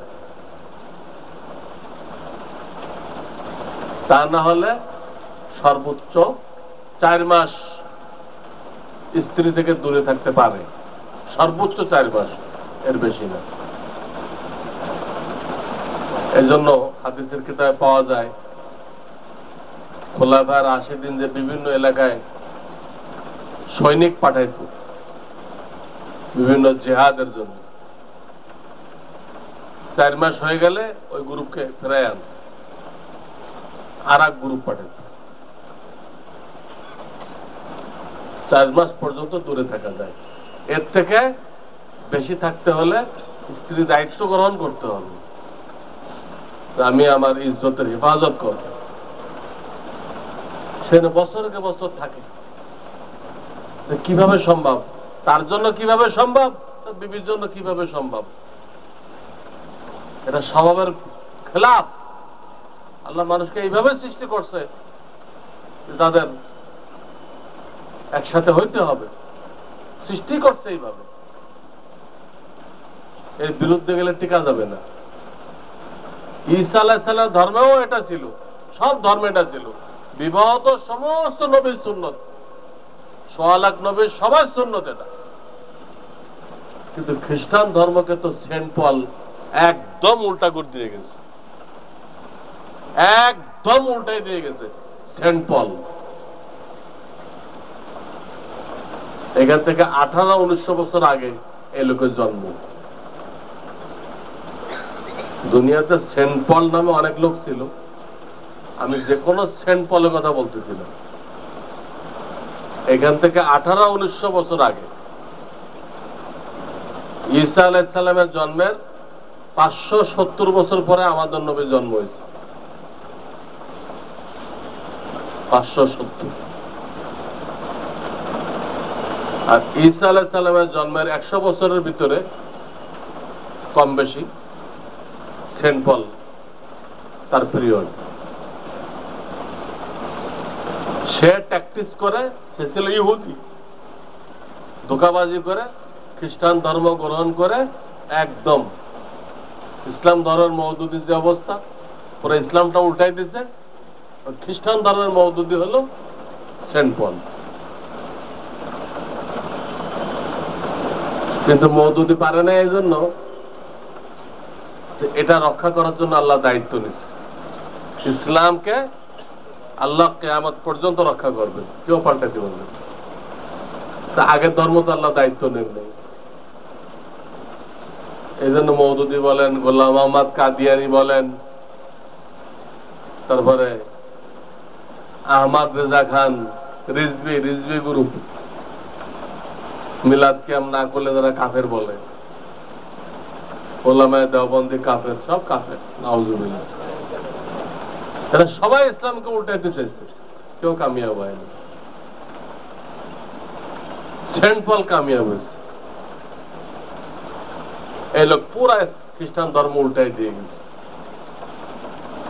ঈসা আলাইহিস সালাম বিবাহ করতে বলছে, আর এ বলছে খ্রিস্টান ধর্মের যারা ধর্মীয় গুরু হবে এরা বিবাহ করতে পারবে না। ঈসা আলাইহিস সালাম খতনার কথা বলে গেছিল, এ কইছে খতনা করা লানতের কাজ। পুরো ধর্মটাই উল্টাই দিয়ে গেছে। এখন খ্রিস্টানরা ঈসা আলাইহিস সালামের অনুসারী না, তাদের অজান্তে তারা সেন্ট পলের অনুসারী। সেন্ট পল এটা ইহুদির বাচ্চা, খ্রিস্টান জগৎ এদের অনুসারী। আর সে ঈসা আলাইহিস সালাম তালিমকে উল্টাই দিয়ে গেছে, যার রেজাল্ট কি হয়েছে? শরীয়তের বিরুদ্ধে, স্বভাবের বিরুদ্ধে কোনো কাজ চলে না। এই জন্য গতকালকেও পত্রিকায় দেখছি ক্যাথলিক খ্রিস্টানদের সারা দুনিয়াতে ধর্মগুরু, গতকাল পত্রিকায় তার নামে যৌন কেলেঙ্কারির লম্বা চড়া অভিযোগ আছে। সারা দুনিয়াতে ক্যাথলিক খ্রিস্টানদের নাকি বড় পাদ্রী, পোপ, গতকাল দেখেন পত্রিকায় বিরাট অভিযোগ তার নামে। বালক আর মহিলা এদের সাথে বহু কুকর্মের ইতিহাস। এটা গলত জিনিস, গলত জিনিস চলে না। এই জন্য ইসলামে এটা নিষেধ করে নাই। মানুষের চাহিদা, এর দ্বারা দুনিয়া টিকে থাকবে, এজন্য এটাকে আল্লাহ বলে নাই যে ধর্মীয় গুরুরা বিবাহ করতে পারবে না, কোথাও বলা হয়নি। ওরা বলেছে আমার ধর্মে, আল্লাহ রাসূল বলেন বৈরাগ্যতা নেই, বিবাহ না করা আমার ধর্মে নেই, করতে হবে। এই জন্য আমাদের ধর্মে নিষেধ করে নাই, তো এটাকে কন্ট্রোল করছে। বিবি ছাড়া অন্য কোথাও তুমি এর চাহিদা পূরণ করতে পারবে। বিবিও বিভিন্ন সময় হারাম। মেন্সের জামানায়, বাচ্চা কাচ্চা হওয়ার পরে, তখন বিবি আবার কিছুদিনের জন্য ব্যবহার করা হারাম হয়ে যায়। আমাদের ধর্মে সংযত হইতে বলে। এই মাস বিবাহের মাস, কাজে আমরা লোকদেরকে যারা চিন্তা ভাবনা করতেছে তাদেরকে এই মাসে করার জন্য উৎসাহিত করি। এবং এই মাস থেকে হজের মাস শুরু হয়ে গেল। একটা বিবাহের মাস, আর একদিক দিয়ে হজের মাস। আসরে হজের মাস সমূহ শাওয়াল, জিলকদ, জিলহজের 10 তারিখ পর্যন্ত। শাওয়াল, জিলকদ আর জিলহজের 10 তারিখ পর্যন্ত, এটা হলো হজের মাস। এই জন্য জিলহজের 10 তারিখের পরে যদি কেউ উমরা করে, 13 তারিখ থেকে উমরা জায়েজ হয়। সেটা 10-এর পরে হলো, যদি কেউ উমরা করে, হজের আগে করে নাই, তার কিন্তু তামাত্তু হজ হবে না, কুরবানিও ওয়াজিব হবে না। কেরান হলো সবচেয়ে 1 নম্বর হজ, কেরান। সেকেন্ড হলো তামাত্তু, আর 3 নম্বর হলো ইফরাদ, শুধু হজ। 1 নম্বর হলো কেরান, একসাথে হজ উমরার নিয়ত বান্ধা, একসাথে হালাল হয়ে যাওয়া, এটা সর্বোত্তম। আর তামাত্তু বলে পয়লা উমরার এহরাম বানবে, উমরা করে হালাল হয়ে যাবে, আবার কয়েকদিন পরে হজের এহরাম বানবে, হজ করে হালাল হয়ে যাবে, এটার নাম হলো তামাত্তু, এটা সেকেন্ড। আর ইফরাদ মানে খালি হজ, এর সাথে উমরা নেই। তো এখন একটা লোক খালি হজ করলো, হজের শেষে মক্কায় ছিল, তখন উমরা করলো, তো তারও তো হজ উমরা পাওয়া গেল, কিন্তু তাকে তামাত্তুকারী বলা হবে না। কারণ হজের মাস হলো জিলহজের 10 তারিখ পর্যন্ত, তোমরা তো 10 তারিখের পরে যাই পড়ছো, তামাত্তু হবে না। তারপরে কুরবানিও ওয়াজিব হবে না, উমরা হয়ে যাবে, কিন্তু হজ্জে তামাত্তু হবে না। এটা হজের প্রস্তুতির মাস। ইনশাআল্লাহ এই ব্যাপারে প্রত্যেক বছর আমাদের এখানে প্রশিক্ষণ দেওয়া হয়। এখন কি সেপ্টেম্বর না? সেপ্টেম্বরের শেষ সপ্তাহে, 4র্থ সপ্তাহে এটা আমরা শুরু করতে দেখি। সেপ্টেম্বর মাসের 4র্থ সপ্তাহ, শনিবার থেকে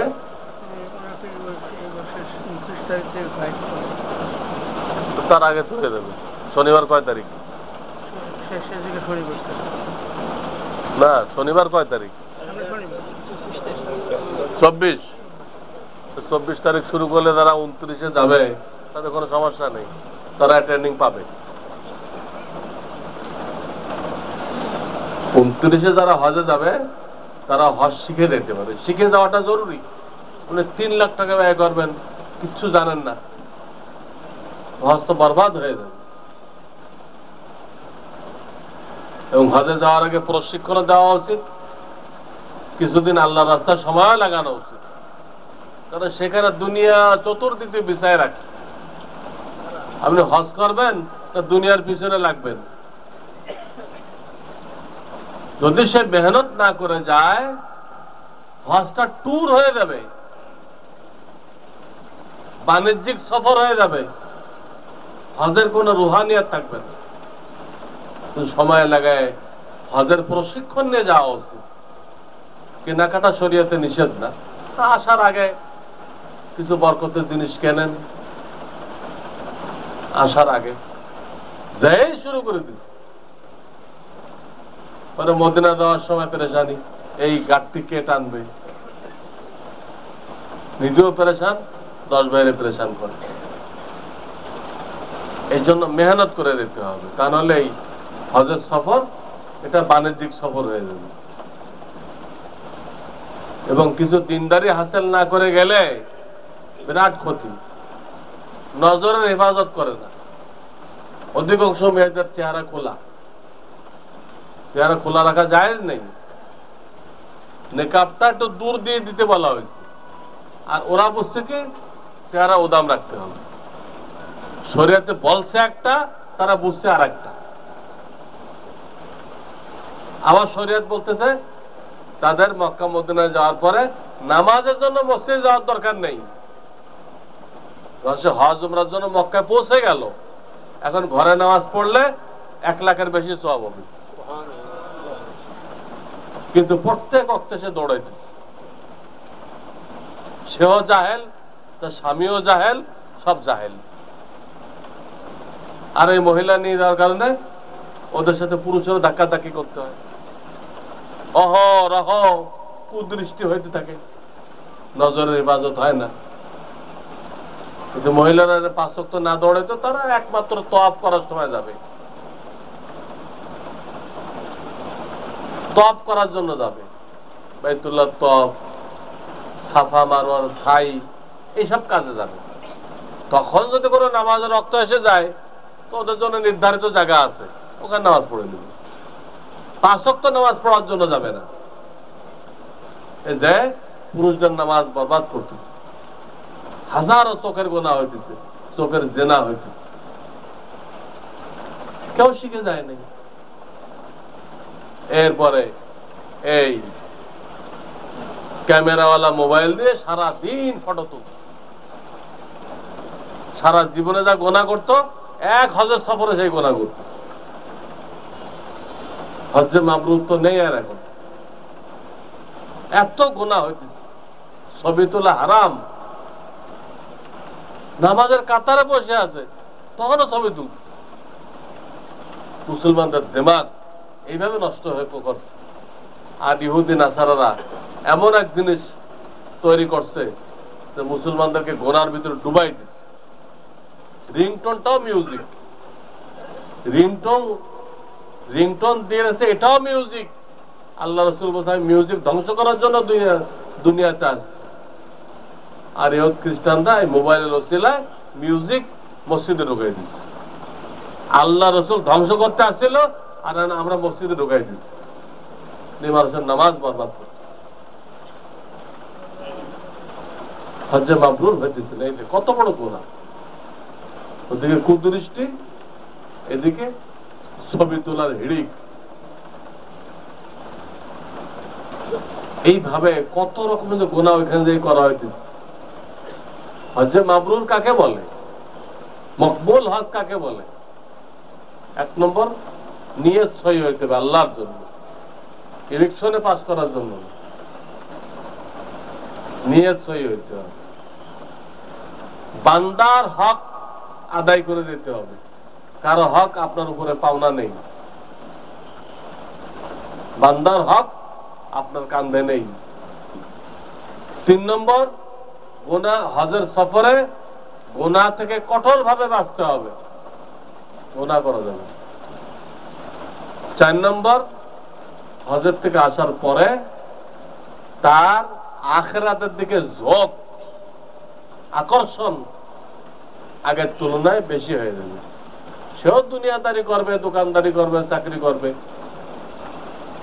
কিন্তু তার অন্তরের ভিতরে ওই দুনিয়ার আসক্তি থাকবে না, দায়িত্ব হিসেবে করবে।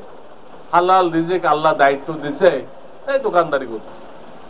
কিন্তু আগে তো সে পয়সার মোহে করত, পয়সার লোভে, দুনিয়ার চাকচিক্যের মোহে সেগুলো করত। এখন আর ওই জন্য করতেছে না, এখন দায়িত্ব, হালাল রিজিক পুরুষদের দায়িত্ব, তাই করছে। তার দিলের রূপ, লক্ষ্য পরিবর্তন হয়ে যাবে আখিরাতের দিকে। এই কয়টা শর্ত পাওয়া গেলে নিয়ত খালেস, বান্দার হক তার দায়িত্বে নেই, হজের সফরে কোনো গুনাহ করে নাই ইচ্ছা করে, আর হজের আসার পরে সে আরো বেশি আখিরাত মুখী হয়ে গেছে। এই শর্তগুলো পাওয়া গেলে তাকে বলা হজ্জে মাবরুর। আর একটা মারাত্মক গুনাহ করে মানুষরা হজে যায়, এহরাম খোলার সময় মাথা মুন্ডাইতে বলা হয়েছে। বহুত লোক মাথা মুন্ডাইতে যে চেহারাও মুন্ডাই ফেলে, অথচ কোন কিতাবে লেখা নাই যে এহরাম খুলতে হলে দাড়ি মুন্ডাইতে হবে। দাড়ি তো মুন্ডাইতে পারেনি, এটা রসুলের বাগান, ইমানের সাইনবোর্ড, সংরক্ষণ করতে বলা হয়েছে, উচ্ছেদ করতে বলা হয়নি। এই পবিত্র জমিনে সেটাকে উচ্ছেদ করতেছে। আমার পীর ও মুর্শিদ হযরত মাওলানা শাহ আবরারুল হক রহমাতুল্লাহ বলতেন যে 2-3 লাখ টাকার হজ মিনা ময়দানে দাফন করে আসে। মাথা মুন্ডাতে যায় যে চেহারা মুন্ডাইলো, সে 3 লাখ টাকার হজ ওখানে দাফন করে বাড়ি আসে।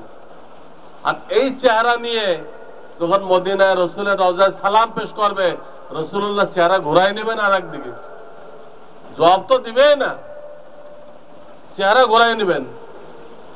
এই টাইপের লোকের সালাম গ্রহণ করেন না তিনি।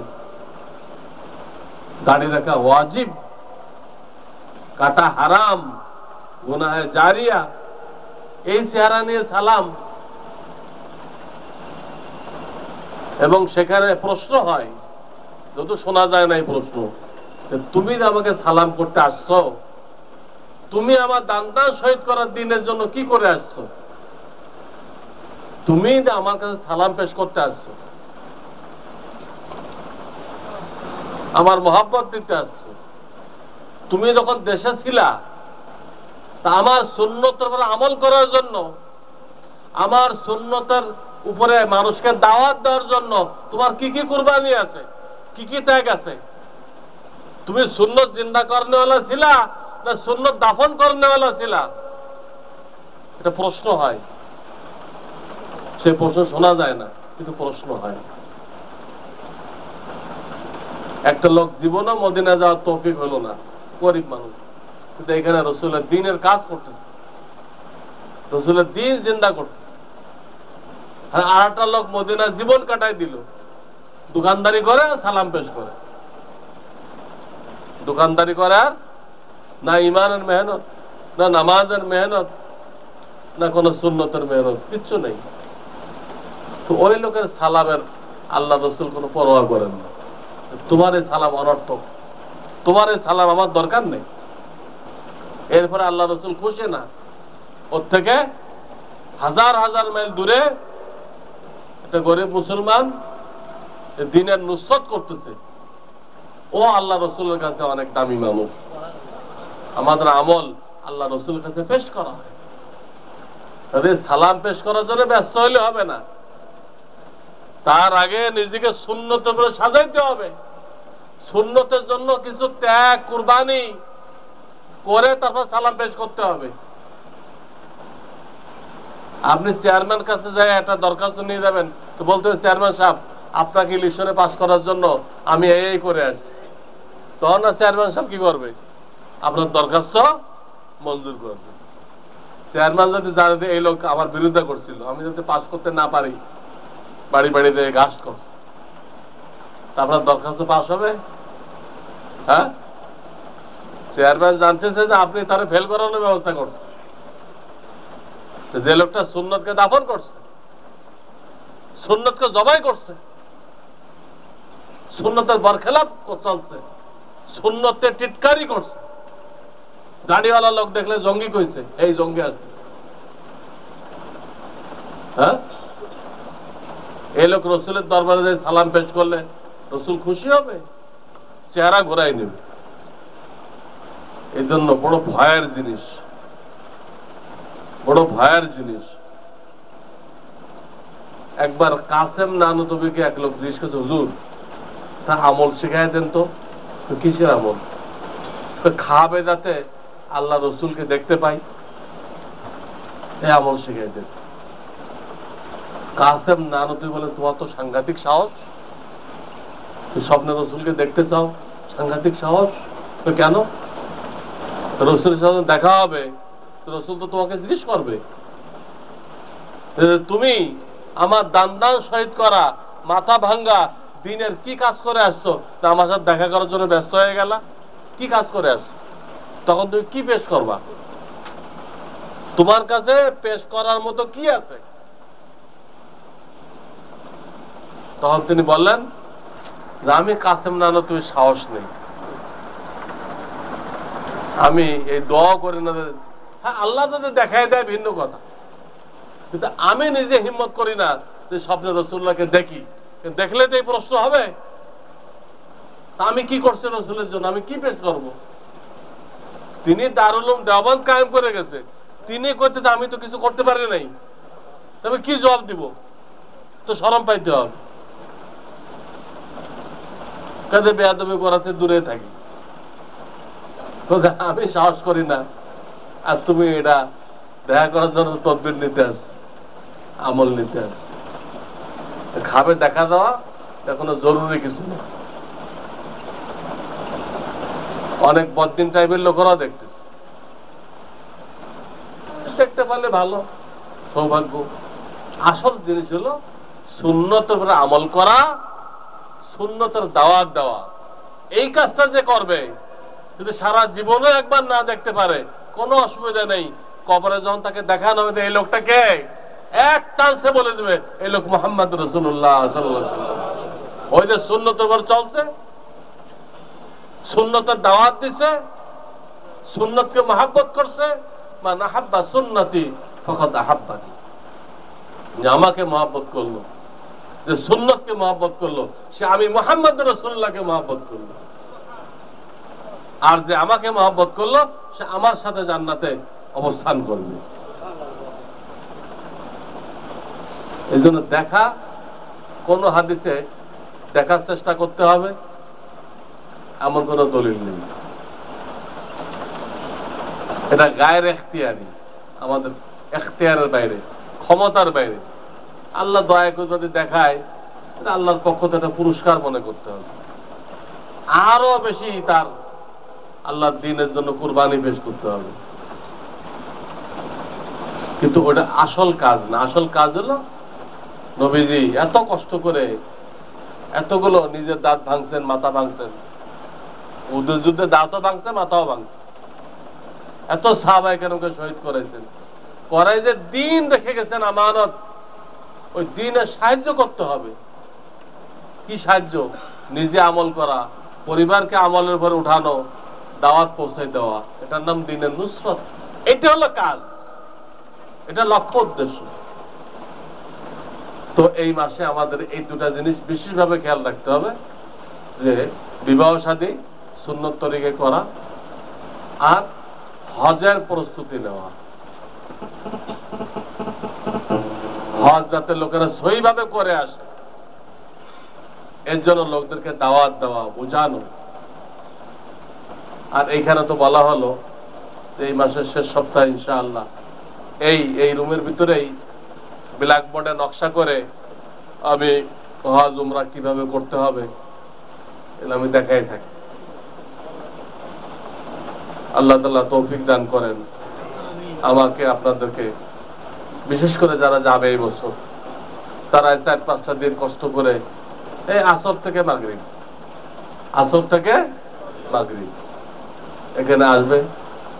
আপনাদের বন্ধু বান্ধব যারা হজে যেতে চায় তাদের কাছে দাওয়াত পৌঁছে দিবেন, যে হজটা শিখে যান। শিখে গেলে করে আনন্দ পাওয়া যায়, যেন আমি ঠিক আল্লাহ যেভাবে চাইছে, আল্লাহ রসুল যেভাবে চাইছে এইভাবে করার তৌফিক পাইলাম না। আন্দাজন করে আসছে, হইলো না হলো কিছুই বুঝতেছেন না হয়। আল্লাহ তাআলা আমাদেরকে তৌফিক দান করেন। 15 হতে পারে, 16 হতে পারে, অক্টোবরের 14। আমাদের এই মজলিস অক্টোবর মাসে, ইংরেজি তারিখ তো আশা করা যায় ঠিক থাকবে।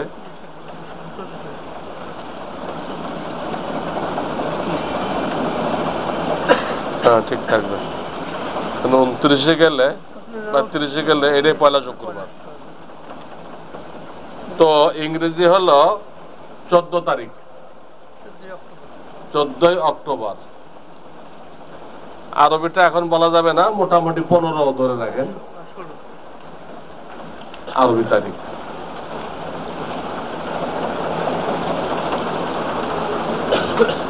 এটা রমজানের আগে বলা হয়েছিল কিনা।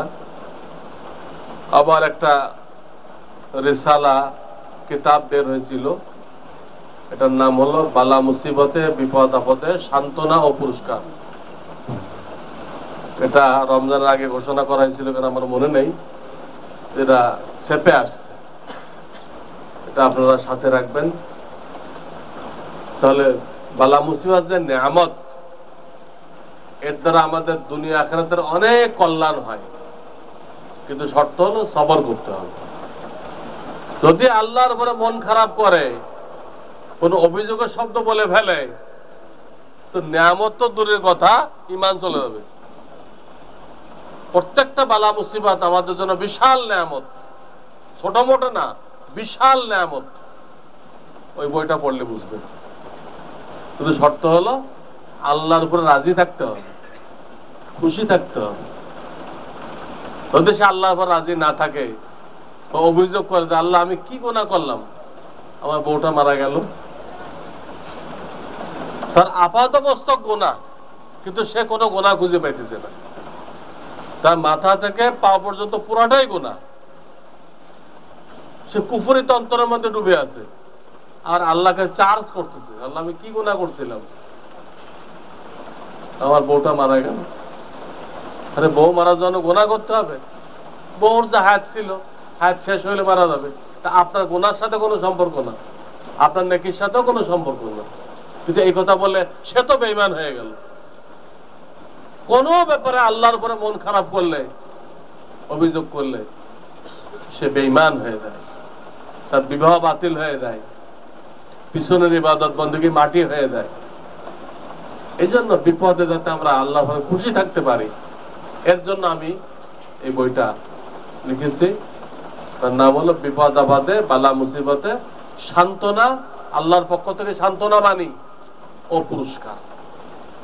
আল্লাহ কি পুরস্কার দেবেন এটা আমরা সাথে রাখবো ইনশাআল্লাহ। আর একটা বলা হয়েছিল যে এই মাদ্রাসা থেকে চিরস্থায়ী ক্যালেন্ডার বের করা হয়েছে, ওটাও বের হয়ে গেছে। এটা আপনারা সংগ্রহে রাখবেন। এই ক্যালেন্ডারের একটা বৈশিষ্ট্য বলি, জরুরি মাসাইল তো আছে, যেসব মাসাইল অন্য ক্যালেন্ডারে আসে নাই, এরকম জরুরি মাসাইল আছে। আর একটা মৌলিক বৈশিষ্ট্য এই পর্যন্ত যত ক্যালেন্ডার বের হয়েছে,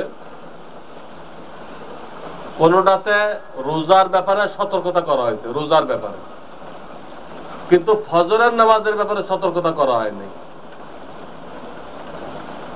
আজান কখন দিবে বলা হয়নি।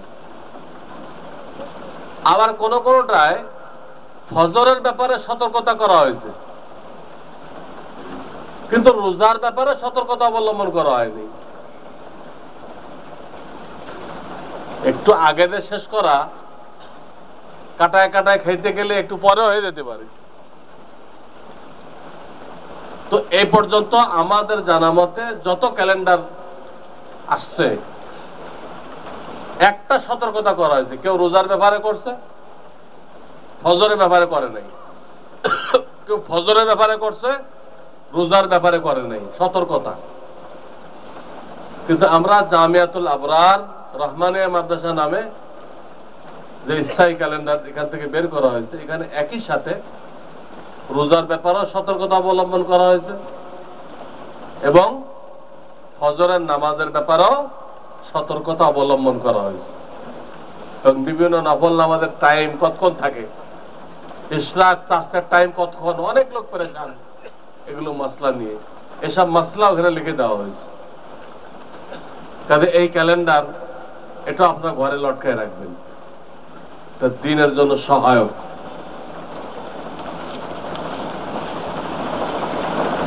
এখন আপনাদের কয়েকটা প্রশ্নের জবাব দেওয়া হয়েছে।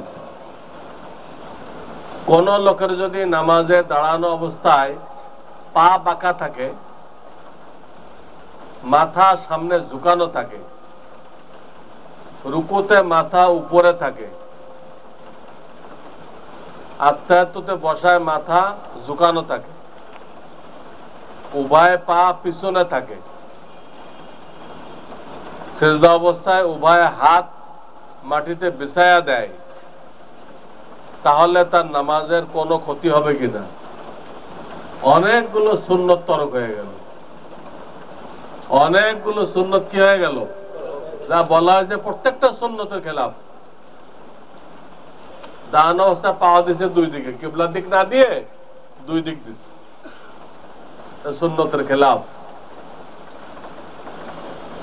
মাথা সামনের ঝুঁকায় রাখে, মাথা ঝুঁকায় রাখা তো মাকরু তাহরিমা।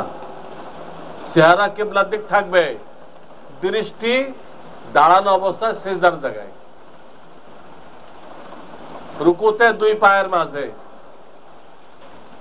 সেজদাতে নাকের ডগা তথা জমিনের দিকে, সালামে কান্দের দিকে। আজান ইশারা করবেন আশহাদু আল্লাহ ইলাহা ইল্লাল্লাহ, ইশারা করার সময় নজর আঙ্গুলের দিকে। এই হলো মাসলা। এখন যখন মাথা ঝুঁকাই দিল, তাহলে চেহারা কি কিবলার দিক থাকলো?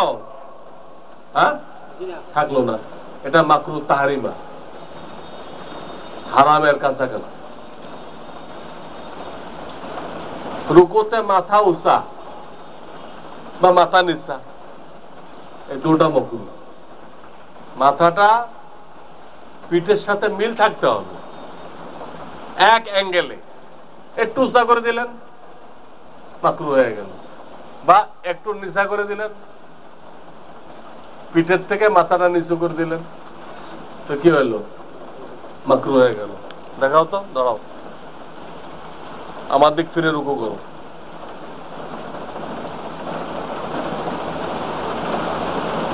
এখন তালেব ইলম না, কিন্তু কলেজের ছাত্র। মাথা পিঠ এক অ্যাঙ্গেলে আছে না? এটা ঠিক। উঠো না, উঠো না। এটা হলো মাথা উঁচু করা। এটা কি? আচ্ছা, নিচু করো। এটা হলো মাথা নিচু করা। উঁচু করলেও মাকরুহ, নিচু করলেও মাকরুহ। বাস, এই জন্য এটা আর এক ভাইকে দেখাইতে হবে। এখানে যা বলা হলো সবগুলো সুন্নতের খেলাফ, আর কোন কোনটা মাকরুহ তাহরিমা। চুল কাটার সুন্নত তরিকা কি? যাদের দাড়ি পরিষ্কার নজরে আসে, তারা বাবরি রাখতে পারে। বাবরি রাখলে কান বরাবর কাটবে, কান বরাবর। তবে হাদিসে আছে বাবরি রাখলে চুলের ইকরাম করতে হবে। মান কানা লাহু শা'রুন ফালিউকরিমহু, তোমরা কেউ যদি চুল রাখো, চুলের ইকরাম করো। তা ধুইতে হবে, পরিষ্কার রাখতে হবে, হ্যাঁ, তেল দিতে হবে। আপনি একদম পাগলের মতো হয়ে থাকবেন, দেখলে মনে কোনো পাগল দেখেছি, তা জায়েজ নেই। সুন্দর করে পরিপাটি করে রাখতে হবে। ইসলাম পুরাটা সৌন্দর্য ধর্ম। ইসলাম পুরাটা কিসের ধর্ম? তাই না? কাতার তীরের মতো সোজা করতে হয়, ইমাম একদম মাঝখানে রাখতে হয়। কোন একদিকে যদি ইমাম সরে দাঁড়ায়, তো নামাজ মাকরুহ হয়ে যায়। ইসলাম পুরাটাই সৌন্দর্য ধর্ম। মহজ ছোট করতে হয়, মহজ বড় হয়ে গেলে তারা পাগলের মতো মনে হয়। ইসলাম পুরাটাই সৌন্দর্যের ধর্ম। কাজেই চুল রাখলে চুলের ইকরাম করতে হবে। আবার যদি কেউ মুন্ডায় বা সমান করে রাখে, এটাও ঠিক আছে। হয়তো আলী রাদিয়াল্লাহু তাআলা প্রত্যেক দিন মুন্ডাইতেন, প্রত্যেক দিন। জায়েজ আছে।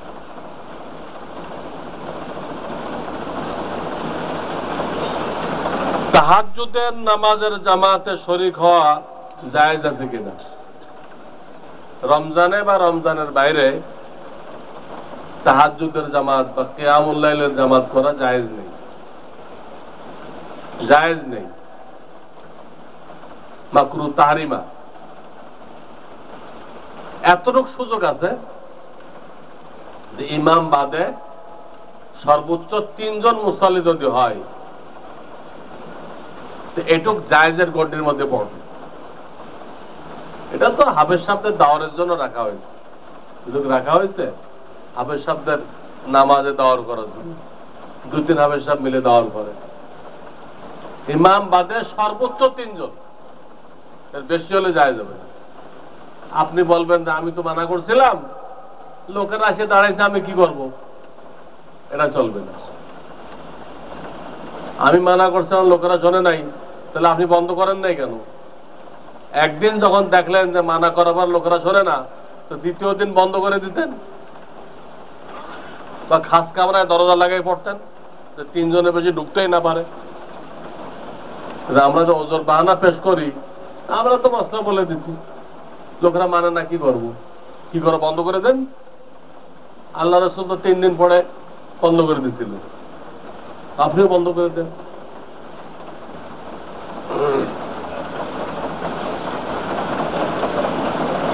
একটা হাদিস আমাদের সমাজে খুব চালু, আর তুহুর শাতরুল ঈমান। চালু না এটা? পরিষ্কার পরিচ্ছন্নতা ঈমানের অর্ধেক। কিন্তু এর অর্থ কি? অর্থ জানি না আমরা। এর অর্থের ভিতরে 4টা স্তর করছে, 4টা স্তর। শরীর, কাপড়, বাসস্থান, এটা পাক পবিত্র রাখা। শরীর, কাপড় যেখানে যে থাকে, এটাকে পাক পবিত্র রাখা। 2 নম্বর, যত জাহেরি গুনাহ আছে এটাও কিন্তু নাপাক, প্রত্যেকটা গুনাহ নাপাক। জাহেরি গুনাহগুলো বর্জন করা। গুনাহ জানতে হবে, গুনাহ কাকে বলে। কিতাবুল ঈমানের 4র্থ অধ্যায় গুনাহ কাকে বলে তার তালিকা দেওয়া আছে, এগুলো বর্জন করতে হবে। প্রত্যেকটা গুনাহ নাপাক। আর তুহুর শাতরুল ঈমান, গুনাহ বর্জন করতে হবে। 2য় স্তর। 3য় স্তর হলো অন্তরের 10টা রোগ দূর করতে হবে। দেখেন, আর তুহুর শাতরুল ঈমান কি জিনিস আমরা কি বুঝি? অন্তরকে 10টা রোগের থেকে পাক পবিত্র করতে হবে। খালি শরীর পরিষ্কার করলেন আর অন্তর অপবিত্র রাখলেন, আর ওই হাদিস আমার ঈমান হাসিল হয়ে গেছে। আর তুহুর শাতরুল ঈমান, কল্ব পবিত্র করতে হবে। 4 নম্বর, দিলের থেকে গায়রুল্লাহকে দূর করতে হবে। আমার সবকিছু কার থেকে হবে ফয়সালা? অমুকের উপর আস্থা, অমুকের উপর আস্থা, অমুকের উপর আস্থা, অমুক এই করে দিবে, আমার ভাই মিনিস্টার আছে, তার দ্বারা সব কাজ হয়ে যাবে। তারপরে আর তুহুর শাতরুল ঈমান হলো না। হাদিস সবাই জানে, সবাই পড়ে, তো অর্থ লাখে একজন জানে। তো হঠাৎ আমার মনে পড়লো, আমি অর্থ বলে দিলাম যে পরিষ্কার পরিচ্ছন্নতা যে ঈমানের অর্থ। এই পরিচ্ছন্নতার কয়টা স্তর?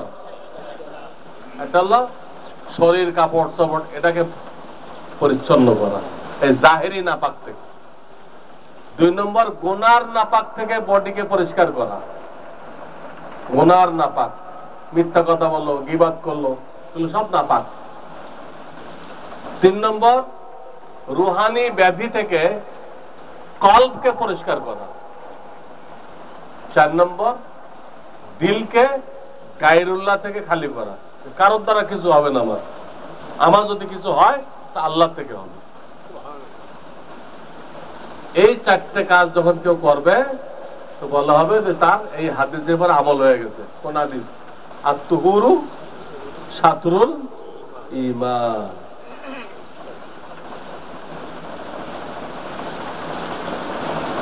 এবং আমরা চেষ্টা করব উযুর সাথে থাকতে। কি চেষ্টা করব? জাগ্রত অবস্থায় যখনই উযু চলে যায় উযু করে নেব। ঘুমের মধ্যে এরকম নেই, ঘুমের মধ্যে দরকার নেই। জাগ্রত অবস্থায় উযু চলে গেলে উযু করে নেব। এর অসংখ্য ফায়দা। অল্প কিছু ফায়দা আমি বলতেছি। উযুর সাথে থাকলে শয়তান তাকে কুমন্ত্রণা দিতে পারে না। মানুষ যখন নাপাক থাকে, ছোট নাপাক যাতে উযু করতে হয়, বড় নাপাক যাতে গোসল করতে হয়, এই নাপাক অবস্থা থাকে, তখন তারপরে শয়তানের দখল কায়েম হয়। আপনি উযু করে থাকেন, হাদিসে বলা হয়েছে উযু মুমিনের জন্য হাতিয়ার। উযু আপনি হাতিয়ার পরে থাকলে দুশমন আপনাকে ক্ষতি করতে পারবে না। আল উযু সিলাহুল মুমিন, সিলাহুন মানে হাতিয়ার। তো উযুর সাথে থাকলে শয়তান তাকে কুমন্ত্রণা দিতে পারবে না, বিপদগামী করতে পারবে না। 1 নম্বর ফায়দা। 2 নম্বর, উযুর সাথে থাকলে সে পবিত্র অবস্থা আছে। আর পবিত্রতা ফেরেশতাদের বৈশিষ্ট্য। ফেরেশতারা সবসময় পাক পবিত্র। আপনি যখন পাক পবিত্র থাকবেন তাদের কাতারে সামিল হয়ে গেলেন। তো তারা কিন্তু সর্বক্ষণ আমাদেরকে সুবুদ্ধি দেয়। ফেরেশতারা সর্বক্ষণ আমাদের কলবের মধ্যে কি বুদ্ধি দেয়? সুবুদ্ধি, হেদায়েতের কথা বলে। তো পাক পবিত্র থাকলে ওইটা ধরা যায়, গ্রহণ করা যায়, উপলব্ধি করা যায়। নাপাক থাকলে ওদের সুবুদ্ধি উপলব্ধি করা যায় না। পাক পবিত্র থাকলে উপলব্ধি করা যায় এবং দ্বীনের উপর টিকে থাকা যায়। ফেরেশতাদের সাথে মিল হয়ে গেল, ফেরেশতারা আমাদের সাহায্যকারী হয়ে গেল। কয়টা ফায়দা হলো? দুটা। শয়তানের কুমন্ত্রণা থেকে হেফাজত, ফেরেশতাদের খেদমত। 3 নম্বর, যে ওযুর সাথে থাকে সে আল্লাহর প্রিয় পাত্র হয়ে যায়। 11 পারা আয়াত আছে, আল্লাহু ইউহিব্বুল মুত্তাহহিরিন। যারা পাক পবিত্র থাকে তারা আল্লাহর মাহবুব, আল্লাহর প্রিয় পাত্র হয়ে যায়। আল্লাহর প্রিয় পাত্র হয়ে গেলে আল্লাহ তাকে হেফাজত করবে না, সমস্ত গুমরাহি থেকে হেফাজত করবে না। 3 নম্বর ফায়দা।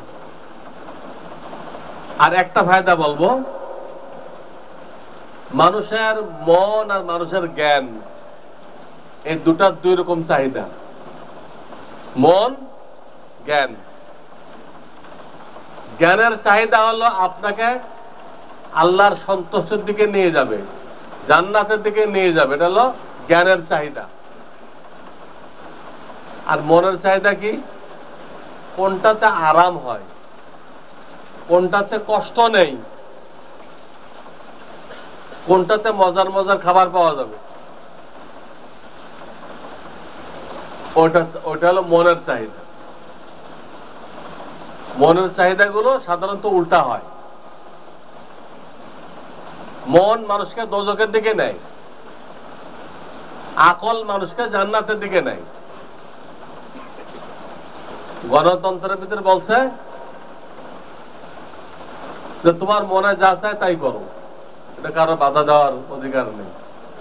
গণতন্ত্র, উপরিতন্ত্র এই কথা বলে যে প্রত্যেকটা মানুষ তার মনের প্রত্যেকটা খায়েশ যেন মেটাইতে পারে। যদি আপনার মেয়ে আর এক ছেলেকে নিয়ে আসে যদি ঘুমায় রাত্রে, আপনি কিছু বলতে পারবেন না, তার মনে চাইছে, তার মনে চাইছে। গণতন্ত্র আপনাকে বলে তুমি এটাকে শ্রদ্ধা করো। তোমার মেয়ের মনে চাইছে একটা বন্ধুকে নিয়ে ঘুমাবে, তুমি এটা শ্রদ্ধা করো তাকে। এলে গণতন্ত্রের তালিম। ইসলাম এটা স্বীকার করবে যে আপনার মেয়ে বিয়ে দেন নাই, একদিন এক বয়ফ্রেন্ড নিয়ে আসে। ইসলামে কোনো বয়ফ্রেন্ড আছে? হ্যাঁ, শয়তানি।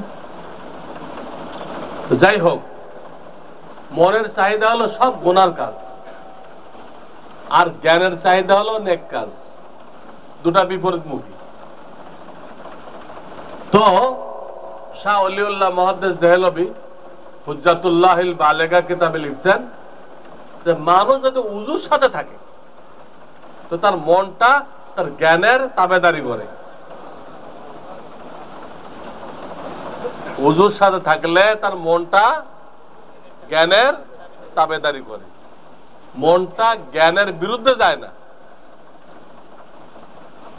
কিন্তু উযুর সাথে না থাকলে আপনার জ্ঞান পরাজিত হয়ে যাবে, আর মন কি হবে? বিজয় লাভ করবে, করে আপনাকে দোজখে নিয়ে যাবে। মনের চাকরি আপনাকে দোজখে নিয়ে দেওয়া, আর জ্ঞানের চাকরি আপনাকে বেহেশতে নিয়ে দেওয়া। ওই মনকে কন্ট্রোল করতে হলে আপনাকে হাতিয়ার পরে থাকতে হবে।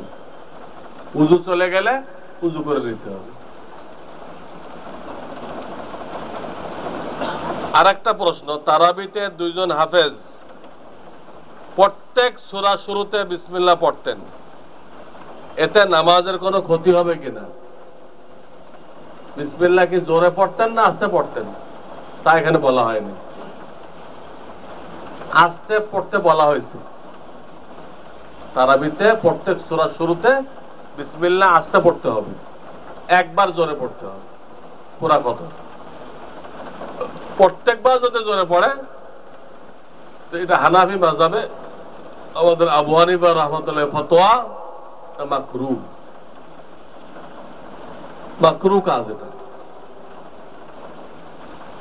কোরআন খতমের দিন তারাবির শেষ 2 রাকাতে কোরআন খতম কিভাবে করতে হবে? প্রথম রাকাতে সূরা নাস দিয়ে শেষ করবে, দ্বিতীয় রাকাতে বাকারাতে শুরু করে মুফলিহুন পর্যন্ত পড়বে, দ্বিতীয় রাকাতে সূরা বাকারা শুরু থেকে মুফলিহুন পর্যন্ত পড়বে। এইভাবে তারাবি খতম করতে হবে।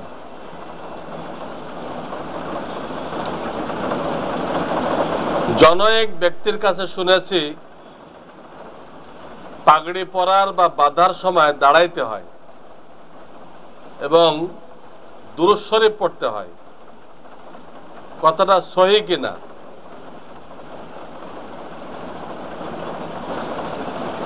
এটা আমার নজরে পড়ে নাই। পাগড়ি বাঁধার সময় দুরূদ পড়তে হবে এরকম কোন হাদিস আমার সামনে পড়ে নাই। এটা তাকে কেউ দেখা দিতে পারে। বাকি শুধু নামাজের সময় পড়াটা প্রমাণিত নেই। পাগড়ি যারা পড়তে চায় তারা পরে থাকবে, তারা যখনই ঘরের থেকে বের হবে পাগড়ি পরে বের হবে। শুধু নামাজের সময় পকেট থেকে পাগড়ি আবিষ্কার করা আবার সালামের সাথে সাথে খুলে ফেলা, এরকম পাগড়ি পাওয়া যায় না এবং এতে অসুবিধাও হয়। কি লোকেরা মনে করে যে এটা মনে হয় একটা নামাজের সুন্নত।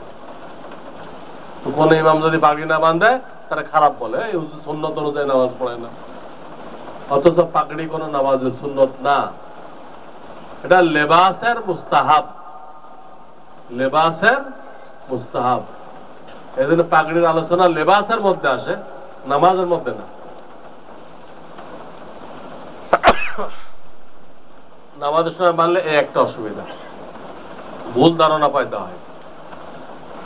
আর একটা অসুবিধা, পাগড়ি পাশাইতে দেয় ইকামতের উত্তর দেওয়া হয় না। পাগড়ির দিকে খেয়াল চলে যায়, ইকামতের উত্তর দেয় না। 3 নম্বর সমস্যা, পাগড়ি পেঁচানোর কারণে আশেপাশের লোক আতঙ্কিত থাকে, হাতে এরকম করতে থাকে যে আর কার চশমা ভাঙে, কার নাকে দেয় লাগে, এরা একটা ভয় ভীতির মধ্যে থাকে। এই জন্য কাতারে দাঁড়ায় বান্ধা যাবে না, আপনি বাড়িতে বেঁধে আসেন। তো অনেকগুলো সমস্যা। আর যে বলা হয় পাগড়ি পরে নামাজ পড়লে 70 গুণ সব, এটা জাল হাদিস, এটা জাল হাদিস। আর মেসাক করলে যে ফজিলতের কথা বলা হয়েছে এটা জাল হাদিস না, এটা ঠিক আছে। রমজানে হাবেশ সাহেবদেরকে যাতায়াতের জন্য গাড়ি ভাড়ার টাকা কোন ফান্ড থেকে দিতে হবে? মসজিদ ফান্ডের টাকা দেওয়া যাবে কিনা? যদি হাবেশ সাহেবরা যাতায়াত করে তারাবি পড়ায় তাহলে মসজিদ ফান্ড থেকেও তাদের যাতায়াত এবং খানার খরচ দেওয়া যাবে। এক খাতে দেয় পড়ায় প্রত্যেক দিন, সেটা মসজিদ ফান্ডেও দেওয়া যাবে। কিছু মুসাল্লি নিজেরা দেয় আরো ভালো, কিন্তু হাদিয়া মসজিদ থেকে হয় না। মসজিদের কি টাকা পড়ছে আপনাকে হাদিয়া দিবে? হাদিয়া বলে এক মানুষ আর এক মানুষকে দিবে, তার মহাব্বতের নিদর্শন স্বরূপ। এক মানুষ আর এক মানুষকে। তো মসজিদ কেমনে দিবে? মসজিদ কি মানুষ? মসজিদ ফান্ড থেকে কোনো হাদিয়া হয় না।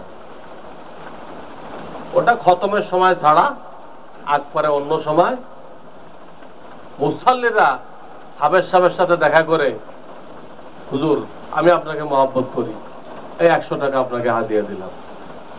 এটা কোনো তারাবির বিনিময়ে দিচ্ছে না।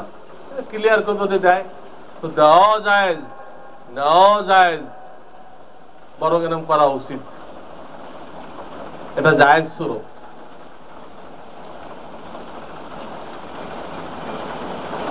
রমজান মাসে মাগরিবের আজানের পরে 15 মিনিট সময় পাওয়া যায়। সে সময় নফল পড়া যাবে কিনা। এমনি তো আমাদের মাযহাবে মাগরিবের আগে নফল পড়া মাকরুহ, কারণ এতে মাগরিবের নামাজ যে তাড়াতাড়ি পড়তে হয় ওটা বিলম্ব হয়ে যায়।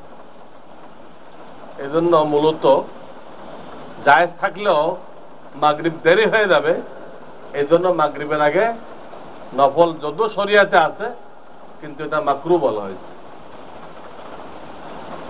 রমজানে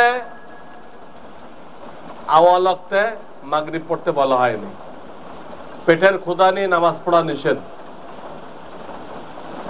এই জন্য আওয়াল ওয়াক্তে পড়া হয়নি। মাগরিবকে একটু দেরি করতে হবে আর ফজরকে আগে আনতে হবে। রমজান মাসে দুটা নামাজের ওয়াক্তে পরিবর্তন আসবে, 5 ওয়াক্ত না, 2 ওয়াক্তের টাইমের মধ্যে পরিবর্তন আসবে। মাগরিবে মানুষ যাতে খেয়ে ইতমিনানের সাথে মাগরিব ধরতে পারে, এজন্য কমপক্ষে তো 15 মিনিট টাইম দিতে হবে, 20 মিনিট হলে আরো ভালো। তাহলে মাগরিব দেরি করে পড়তে হবে ওই হাদিসের কারণে, তো ক্ষুধা নিয়ে নামাজ পড়া যাবে না। ওয়ালা সালাতা বিহাজরাতিত তাআম, এই হাদিস, লা সালাতা বিহাজরাতিত তাআম। আবার ফজরের নামাজ আওয়াল ওয়াক্তে পড়তে হবে। হাদিসে আছে নবীজির সাহরি খাওয়া শেষ আর ফজর শুরু, এর মধ্যে 50 আয়াত পড়তে যে বিলম্ব হইতো এতটুকু বিলম্ব ছিল। তো আমরা 50 আয়াত পড়ে দেখছি 10 মিনিট লাগে। 50 আয়াত তেলাওয়াত করতে কত লাগে? তো রাসূলের সাহরি খাওয়া শেষ আর ফজর শুরু করতে কয় মিনিটের ব্যবধান? 10 মিনিট। এটাই আমাদের ক্যালেন্ডারে খেয়াল করা হয়। তাহলে ফজর কোথায় আনলেন? আগাই নিয়ে আসলেন, কারণ রমজানে ফজর দেরি করলে আর মুসাল্লি পাওয়া যাবে না। ইমাম সাহেব মুয়াজ্জিন সাহেব 2 জন থাকবে, আর সবাই যার যার বাড়িতে ফজর পড়ে ঘুমায় যাবে। তারাবির জন্য জাগে, তাহাজ্জুদের জন্য জাগে, সাহরি খাওয়ার জন্য জাগে, রাত্রে অনেক অংশ জেগে থাকতে হয়। এরপর আর ফজরের জন্য বসে থাকা মানুষের জন্য কষ্টকর। এজন্য আল্লাহ মানুষের কষ্ট থেকে বাঁচানোর জন্য আল্লাহ সব জায়গায় বান্দার খেয়াল রাখছে, সব জায়গায় খেয়াল রাখছে। চোরে জুতা লয়ে রেখেছে, আল্লাহ কইছে নামাজ ছাড়ো, জুতা হেফাজত করো, চোর ধরো, নামাজ পরে হবে, নামাজ ছাড়ো। হয়তো মশলা যে কেউ না জানে, কয় আপনি কি নামাজ পড়েন? নামাজ পড়েন না জুতা পাহারা দেন? শুকনা সুফি যদি হয় এই কথা বলবে, কিন্তু শরিয়াতে যে নামাজ ছেড়ে জুতা হেফাজত করতে হবে, এটা আল্লাহর হুকুম। আপনার একটা টাকা নষ্ট না হোক এর জন্য আল্লাহ তাআলা সর্ববৃহৎ আয়াত নাযিল করছেন সূরা বাকারার শেষ পৃষ্ঠার আগের পৃষ্ঠা। যখনই কোনো বাকি লেনদেন করো তো লেখো, সাক্ষী রাখো, আনা পরে ভুলে যাইবা কি কথা ছিল, পরে 2 জনের মধ্যে মন কষাকষি হবে, কোনো মালিন্যতা হবে। লেখো, যেখানে বাকি লেনদেন আছে লিখতে হবে। এর জন্য আল্লাহ একটা পৃষ্ঠা ব্যাপী একটা আয়াত নাযিল করছে আমাদের একটা টাকা হেফাজত করার জন্য। যে আল্লাহর এত দয়া মায়া যে আমাদের একটা টাকা নষ্ট হইতে দেন নাই, সে আল্লাহ আমাদেরকে কি পরিমাণ মহব্বত করেন। তিনি হাসরের ময়দানে যারা দ্বীনের পরে চলার জন্য চেষ্টা করবে তাদেরকে নাজাত দেওয়ার জন্য বাহানা খুঁজবেন। দ্বীনের উপরে চলার জন্য যারা চেষ্টা করে কোন একটা বাহানায় তাদেরকে বেঁচতে দেওয়া যায় কিনা এটা আল্লাহ খুঁজবেন। তিনি আমাদেরকে দোজখে দেওয়ার জন্য সৃষ্টি করেন না। দোজখে যায় হটকারী, ওই ব্যক্তি দোজখে যায় যে নাকি ঘোষণা করে যে আল্লাহ জান্নাতে আমার যাওয়ার ইচ্ছা নেই, মুখে বলুক বা কাজে বলুক, এই ব্যক্তি ছাড়া কেউ দোজখে যাবে না, যে আল্লাহ বেহেশতে যাইতে রাজি নেই। খুলনাতে এক কিস্সা হয়েছিল, আমি আপনাদের শোনাইছি মনে হয়। দুই পাশে মসজিদ, মাঝখানে এক লোক সিনেমা দিচ্ছে। তো হুজুরাদের বলে, ভাই আপনি এখানে দিয়েন না, মসজিদের পবিত্রতা নষ্ট হবে। অনেক কথা বুঝাইলে ওই লোকটা বলতেছে, চুপ্পু সব শুনছে, শুনে টেনে একটা কথা বলছে, হুজুররা আমাকে একটু জাহান্নামে যেতে দিন। তার বড় মনের শখ, জান্নাতে না, ভুল বলছে, আমাকে একটু জাহান্নামে যেতে দিন। তার কতদিনের যে শখ জাহান্নামে যাওয়া। তাহলে এই লোকটা হটকারি না? আল্লাহ জান্নাতে যাইতেই চায় না। এই কথা তো তসলিমা নাসরিন লিখছে। ওর মা রে, মা তুমি যে বেহেশতে যাওয়ার জন্য তাহাজ্জুদ পড়ো, তোমার তো বেহেশতে দিয়ে কোনো লাভ হবে না। কেন? ওখানে দিয়ে দেখবে কয়টা গরিব তালেবেলে বসে রয়েছে, আর কেউ নেই। আর আমি যে দোজখে যাব, সেখানে সমস্ত কি কি নাম লিখছে, কবিতা ববিতা, হ্যাঁ, কবরী, হ্যাঁ, যত নায়ক নায়িকা আছে তাদের সাথে আমার কি ফুর্তি হবে, কি আনন্দ হবে আমার সেখানে। নাউযুবিল্লাহ। না রে করতে কোন সুখ শান্তি পাইবে না, ওইটা তালেবেলে মজুরি। আর সে দোজখে দেয় খুব সুখী হবে। চিন্তা করেন মানুষ কি বলতে পারে, কি পরিমাণ নেমক হারাম হইতে পারে। ব্রিটিশ সিলেবাসের রেজাল্ট, তসলিমা নাসরিন ব্রিটিশ সিলেবাসের রেজাল্ট।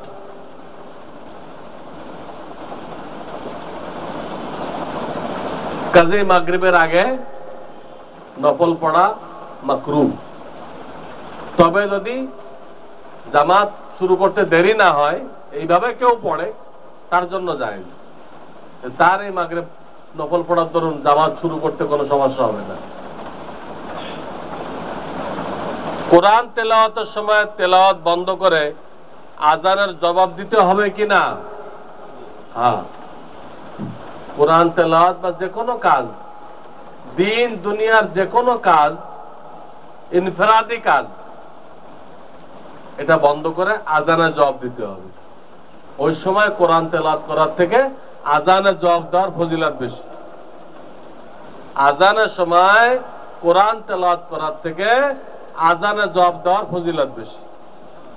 তবে এখন যে ইজতেমাই আমল হইতেছে, এখন আজান শুরু হয়ে যায়, তাহলে শরিয়ত আমাদেরকে ইখতিয়ার দিচ্ছে, তোমরা ইজতেমাই আমলকে চালু করে রাখতে পারো, চালাই দিতে পারো, অপরিসীম গুরুত্বপূর্ণ। আর যদি এটা বন্ধ রেখে আজানের জবাব দাও, তাও দিতে পারো, ইখতিয়ার আছে। কিন্তু ইনফিরাদি কাজ হলে এটা আপনাকে বন্ধ করতে হবে। অবশ্য যে কোনো আজান না, কেন একসময় অনেকগুলো আজান আসে না?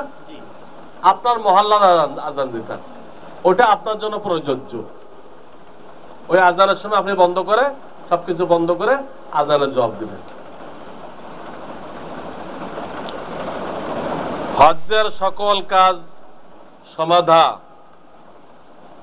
এমন সময় ওই মহিলার স্বামী ইন্তেকাল করেছে, ইদ্দতের মধ্যে আছে, তার হজের ব্যাপারে কি মাসআলা? হজের সমস্ত প্রস্তুতি শেষ হয়ে গেছে, হঠাৎ স্বামী মারা গেছে। তো স্বামী মারা গেলে মহিলাদের ইদ্দত শুরু হয় কয়দিন? 4 মাস 10 দিন, আরবি মাস হিসেবে। এখন এই মহিলা কি করবে? ইদ্দতের ভিতরে মহিলার জন্য স্বামীর বাড়ির বাইরে যাওয়া জায়েজ নেই, হজের জন্য জায়েজ নেই। একমাত্র সে কোনো রোগে কষ্ট পাইতেছে, ওর চিকিৎসার জন্য কোনো ডাক্তারের কাছে যাওয়ার দরকার, এইটুকু অনুমতি আছে চিকিৎসার জন্য। হজের জন্য তার বের হওয়া জায়েজ নেই। কাজে সে এজেন্সিকে বলে তার হজ এবার ক্যান্সেল করে দিবে, যে সামনের বছর অন্য কোনো মাহরাম নিয়ে আবার প্রোগ্রাম বানাবে। সুবহানাল্লাহ ওয়া বিহামদিহি সুবহানাল্লাহিল আযীম। আল্লাহুম্মা সাল্লি আলা মুহাম্মাদিন নবিয়্যিল উম্মি ওয়া আলা আলিহি ওয়া সাল্লিম তাসলিমা। ربنا لا تزغ قلوبنا بعد إذ هديتنا وهب لنا من لدنك رحمة إنك أنت الوهاب رب ارحمهما كما ربياني صغيرا رب اجعلني مقيم الصلاة ومن ذريتي ربنا وتقبل دعاء يا الله আমরা যা কিছু শুনলাম আমাদেরকে আমল করার তৌফিক দান করুন। হে আল্লাহ আমাদের পরিবারের সকল সদস্যদেরকে আল্লাহ দিনদার পরেজগার বানায় দাও। হে আল্লাহ আমাদের সব ভাইকে দ্বীনের দায়ী দ্বীনের মুআল্লিম বানায় দাও। হে আল্লাহ আমাদের যে সমস্ত মুরিদ কেরাম চলে গেছেন তাদের সকলের কবরকে জান্নাতের বাগান বানায় দাও। আমরা যারা হায়াতে আছি আল্লাহ আমাদের সকলকে হায়াতে তয়্যিবা নসিব করো, ঈমানি জিন্দেগি সুন্নতি জিন্দেগি নসিব করো। আল্লাহ চতুর্দিক দিয়ে ঈমানের উপরে হামলা হইতেছে, আল্লাহ এর ভিতরে আমাদের ঈমানকে হেফাজত করার তৌফিক দান করো। হে আল্লাহ আমাদের সকলকে আল্লাহ বাইতুল্লাহর বারবার জিয়ারত নসিব করো, তোমার হাবিবের রওজায় সালাম পেশ করার তৌফিক দান করো। আমাদের প্রত্যেকের নেক মকসুদ গুলো পুরা করে দাও, হালাল রিজিকের মধ্যে বরকত বাড়িয়ে দাও। এ আল্লাহ আমাদের যার যে ধরনের পেরেশানি থাকুক না কেন আল্লাহ তুমি অন্তর্যামী, আমাদের সব পেরেশানিকে দূর করে দাও। আল্লাহ তুমি জামিয়া রহমানিয়ার तमाम জরুরতকে খাজানা গায়েব থেকে পুরা করে দাও এবং সমস্ত অসুবিধাকে দূর করে দাও। আল্লাহ আমরা যে নতুন জমিন নিয়েছি আল্লাহ আমরা কিছু ঋণ রয়ে গেছি, আল্লাহ খাজানা গায়েব থেকে এই ভাইদের দোয়ার উসিলায় অনেক সাদা দাড়িওয়ালা লোক রয়ে গেছে, আল্লাহ এনাদের দোয়ার উসিলায় আল্লাহ জামিয়াতুল আবরারকে আল্লাহ ঋণ মুক্ত করে দাও এবং সেখানে আমরা অল্প সময়ের ভিতরে মসজিদের কাজ শুরু করতে চাই, মাদ্রাসার জন্য টিন শেড শুরু করতে চাই। আল্লাহ আমাদেরকে দ্রুত শুরু করার তৌফিক দান করো ইয়া রাব্বাল আলামিন, ইয়া আরহামার রাহিমিন। বাংলাদেশকে কোরআন সুন্নাত দেশ বানায় দাও, দাওয়াত ও তালিমের দেশ বানায় দাও। কাফেরদের ষড়যন্ত্র থেকে মসজিদ মাদ্রাসাকে হেফাজত করো। আল্লাহ দিনদার লোকদের অবস্থান মজবুত করে দাও, নাস্তিক মুরতাদ গুলোকে দমন করে দাও। ইয়া আল্লাহ আল্লাহুম্মা শাত্তিত শামলাহুম, আল্লাহুম্মা দাম্মির দিয়ারাহুম, আল্লাহুম্মা মাজ্জিক জামাআহুম, আল্লাহুম্মা খাররিব বুনিয়ানাহুম, আল্লাহুম্মা জালজিল আকদামাহুম, আল্লাহুম্মা আলকি ফি কুলুবিহিমুর রুব ওয়া খালিব বাইনা কালিমাতিহিম ওয়া আনজিল বিহিম বাসাকাল্লাযী লা তারুদ্দুহু আনিল কওমিল মুজরিমিন। ইয়া রাব্বাল আলামিন, তোমার হাবিব যত কল্যাণ চেয়েছেন আমাদের সকলকে নসিব করো, যত মুসিবত থেকে পানাহ চেয়েছেন আমাদের সকলকে হেফাজত করো। ইয়া রাব্বাল আলামিন, আমাদের সকলের খাতেমা যার যখন আল্লাহ তুমি লিখে রেখেছো এই খাতেমাকে মৃত্যুকে আল্লাহ ঈমানের সাথে আল্লাহ লিখে দাও। রব্বানা তাকাব্বাল মিন্না ইন্নাকা আনতাস সামিউল আলিম ওয়া তুব আলাইনা ইন্নাকা আনতাত তাওয়াবুর রহিম। সুবহানা রাব্বিকা রাব্বিল ইজ্জাতি আম্মা ইয়াসিফুন ওয়া সালামুন আলাল মুরসালিন আলহামদুলিল্লাহি রাব্বিল আলামিন।